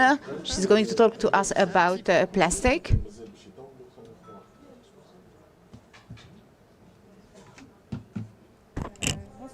Good afternoon, everybody. Thank you all all. Thank you, Reem, for Saison Bleue. It was a passionate day for me. I go back with all these initiatives and ideas, innovative ideas and passionate ideas, with the feeling of hope despite the emergency of the situation. Maybe you are wondering why a country without access to sea and the representative of such a country is here. As it is my first participation, I'd like to say a word regarding our commitment. So although Switzerland doesn't have a littoral, it is linked to oceans and to sea by its glaciers, rivers and international commitments. Switzerland is linked to 3 seas thanks to its rivers.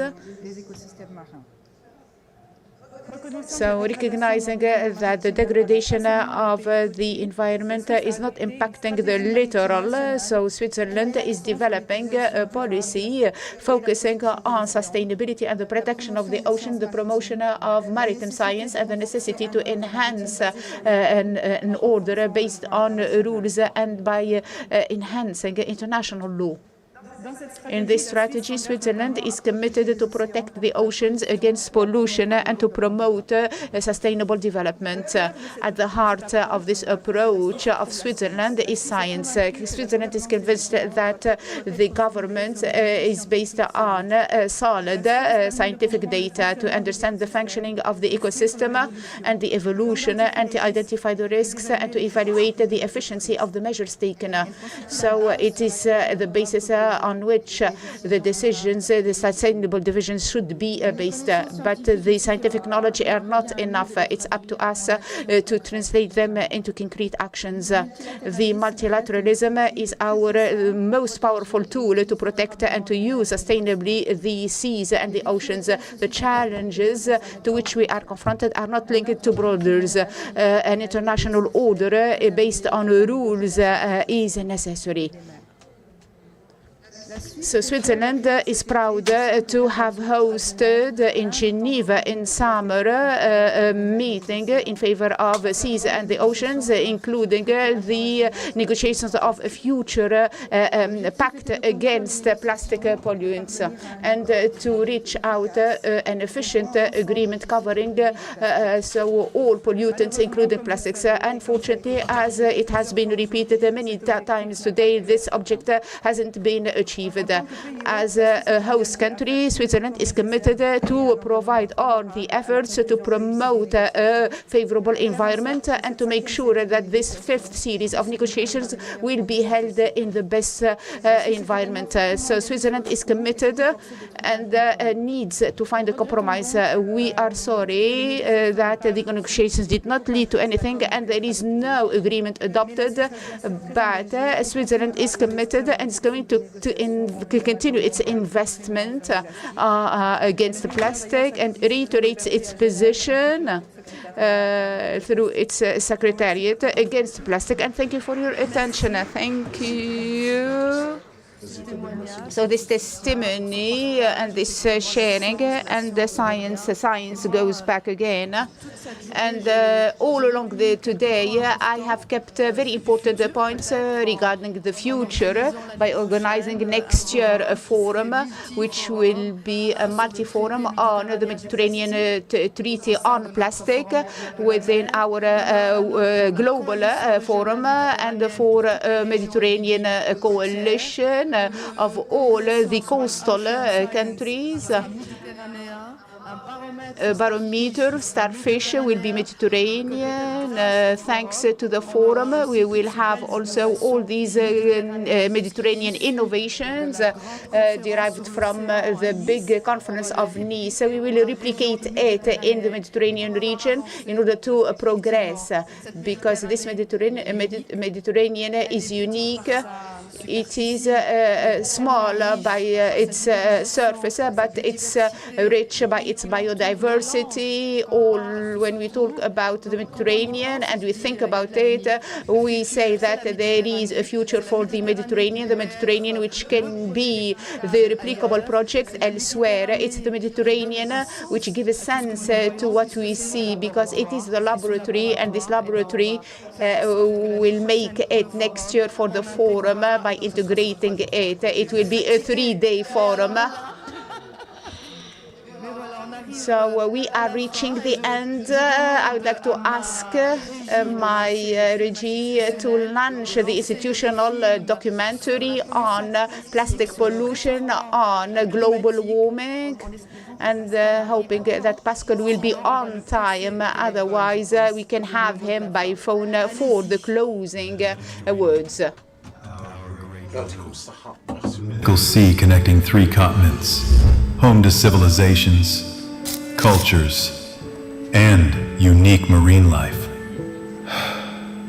But today, this treasure is in danger. Each year, nearly 229,000 tons of plastic are dumped into its waters, turning this cradle of life into a threatened sea. The Mediterranean borders more than 20 countries and thousands of islands. It is more than just a sea. It is a vital artery for global trade. Nearly 1/4 of all international maritime traffic passes through it.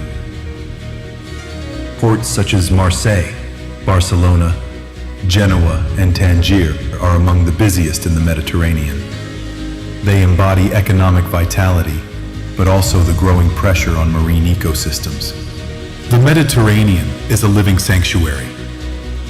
It shelters endemic species and marine protected areas. But climate change encourages the arrival of invasive, sometimes dangerous species, such as the lionfish or certain tropical fish. Posidonia, an endemic seagrass, is the green lung of the Mediterranean. It oxygenates the water and protects coastlines, but it is shrinking, threatened by warming, pollution, and heavy boat anchoring. Beneath its waters, the Mediterranean holds a vast network of submarine cables connecting the digital world. It is also at the heart of major energy projects, such as ELMED, linking Tunisia and Italy. In the face of these challenges, the Mediterranean is not alone. Associations, foundations, and institutes take action every day. The Prince Albert II of Monaco Foundation, the Barcelona Convention, the MedPan Network of Marine Protected Areas, European Commission, French Institute for Research and Development, the Paul Ricard Oceanographic Institute, the Blue Mission Med Initiative, the Plan Blue Program, Institut Jacques Delors, IFREMER, INSTM, APEL, WWF, and governmental institutions, and countless of local NGOs. Our Great Blue needs us, so it can keep beating to the rhythm of life, not the silence of destruction. Together, let us make the Mediterranean a sea of connection, hope, peace, and future.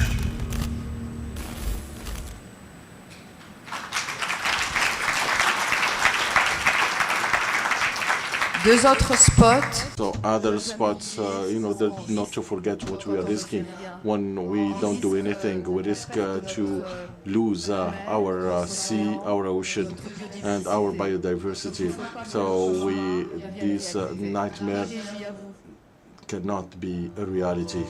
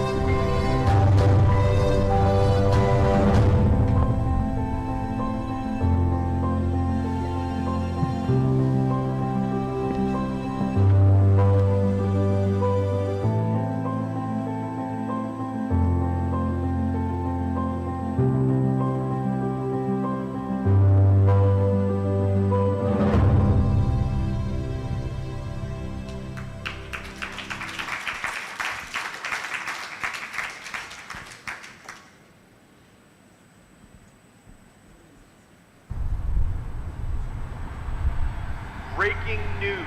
New reports reveal that industrial pollution is accelerating climate change at an alarming pace.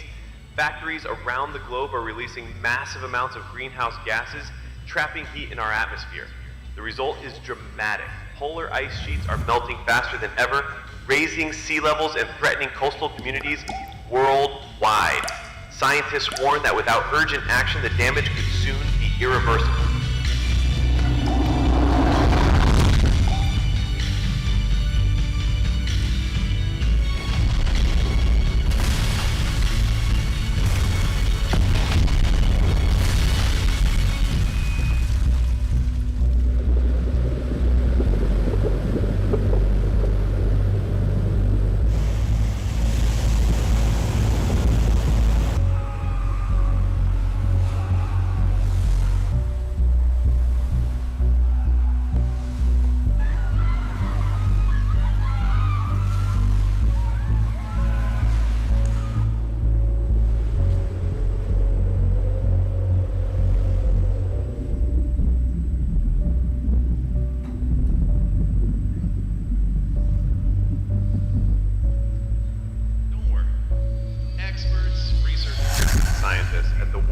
Forum and Bizerte assure us that there is still time to act if we become aware and stop pollution now. The message is clear. Climate change is accelerating, but our actions today can slow it down. Together, we can protect our oceans, preserve the ice, and secure a safer future for generations to come.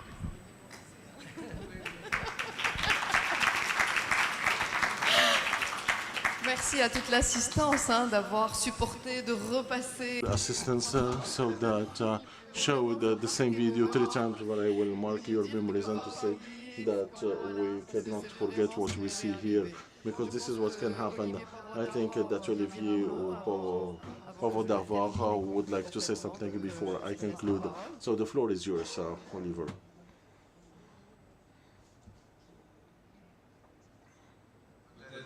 I think that so he's not with us because Lamy is one of the funders with Benzina, so in the Forum of the Sea. On behalf of him and on behalf of everyone here, to say that so we have 2 editions.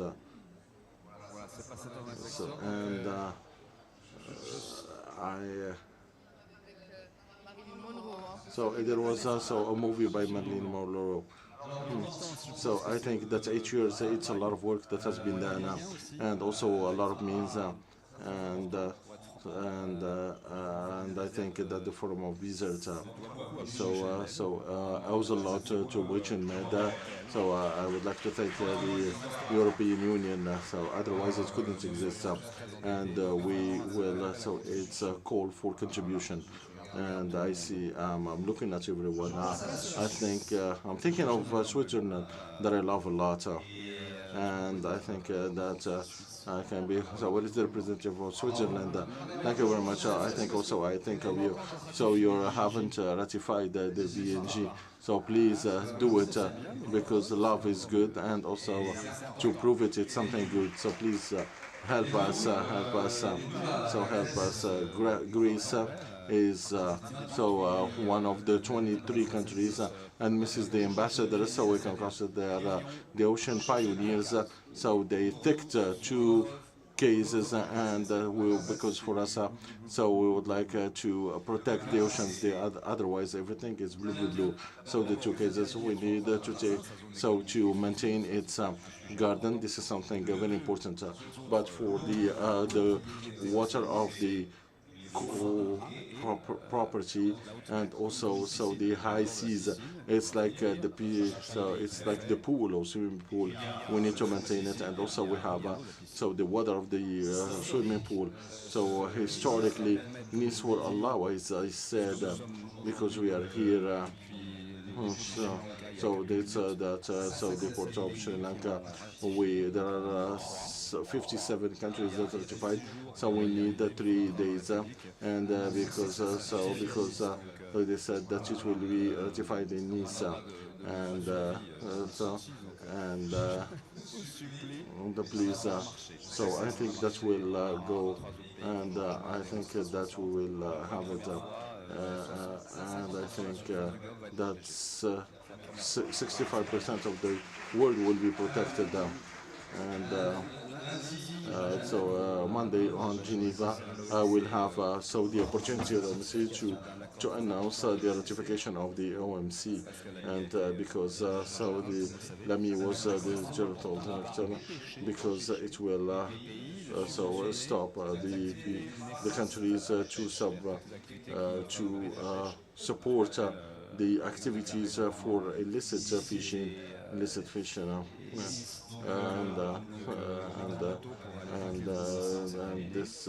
take place.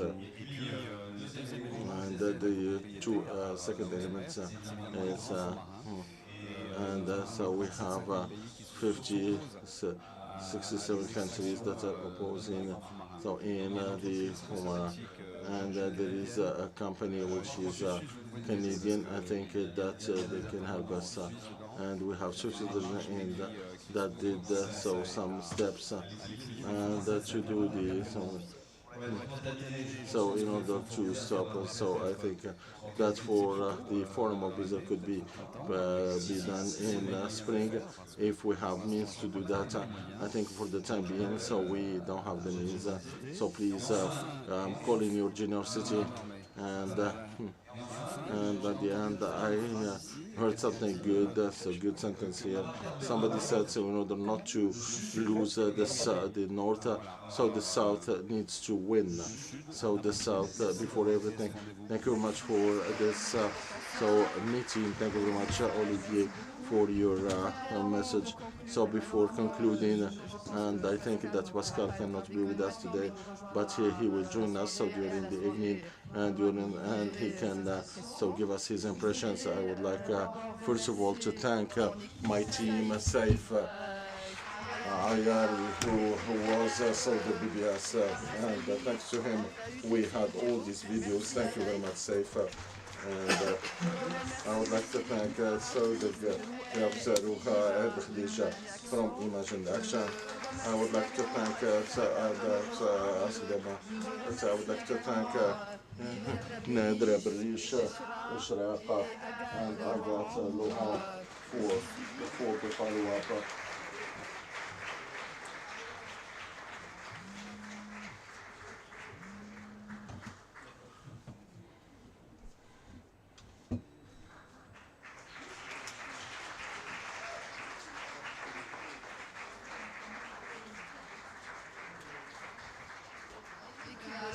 Saison Bleue, with which I work, the youth full of creativity and energy, so we need to give them a round of applause.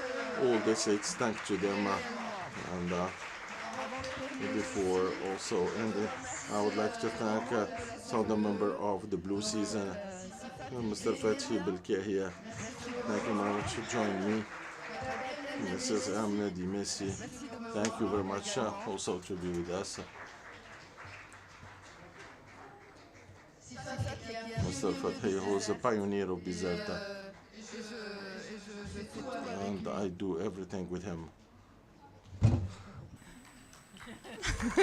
Oui, et je remercie Bertrand Delanoë d'être avec nous aujourd'hui. Désolé. Merci Bertrand. Thank you, Bertrand. So from the bottom of my heart, 8 years of the forum, and we are sharing the experience with you. And each year, so you are illuminating our forum. Mr. Fathi, you are the pioneer of Bizerte, so thanks to whom everything is here, so you can say something. Thank you. Thank you.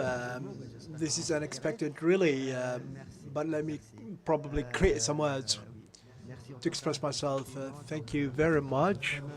Thank you for this famous rendezvous. One of the sentences in one of the documentaries was, "We make visible." I would like to thank all the participants and speakers who have done their best to make visible what we don't see. And you bring hope to us. You make the diagnosis, which is not very promising always, but you propose solutions, and you bring about hope. All this wouldn't have been possible. Wouldn't have been possible to work in these excellent circumstances without the support by the local authorities. And this is a safe place, and this is thanks to the security people and to the local authorities. Thank you very much.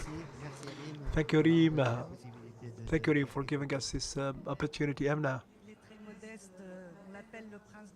He's the Prince of Bizerte, actually.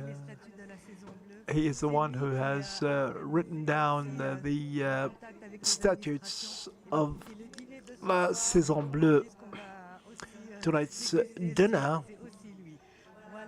also is organized by him. Famille incroyable, vraiment. Merci de faire. Thank you, you're an incredible family. Thank you for lighting up the skies of Tunisia for the right cause. The group photo. I would like to invite everyone, all the speakers, to join us for a family photo.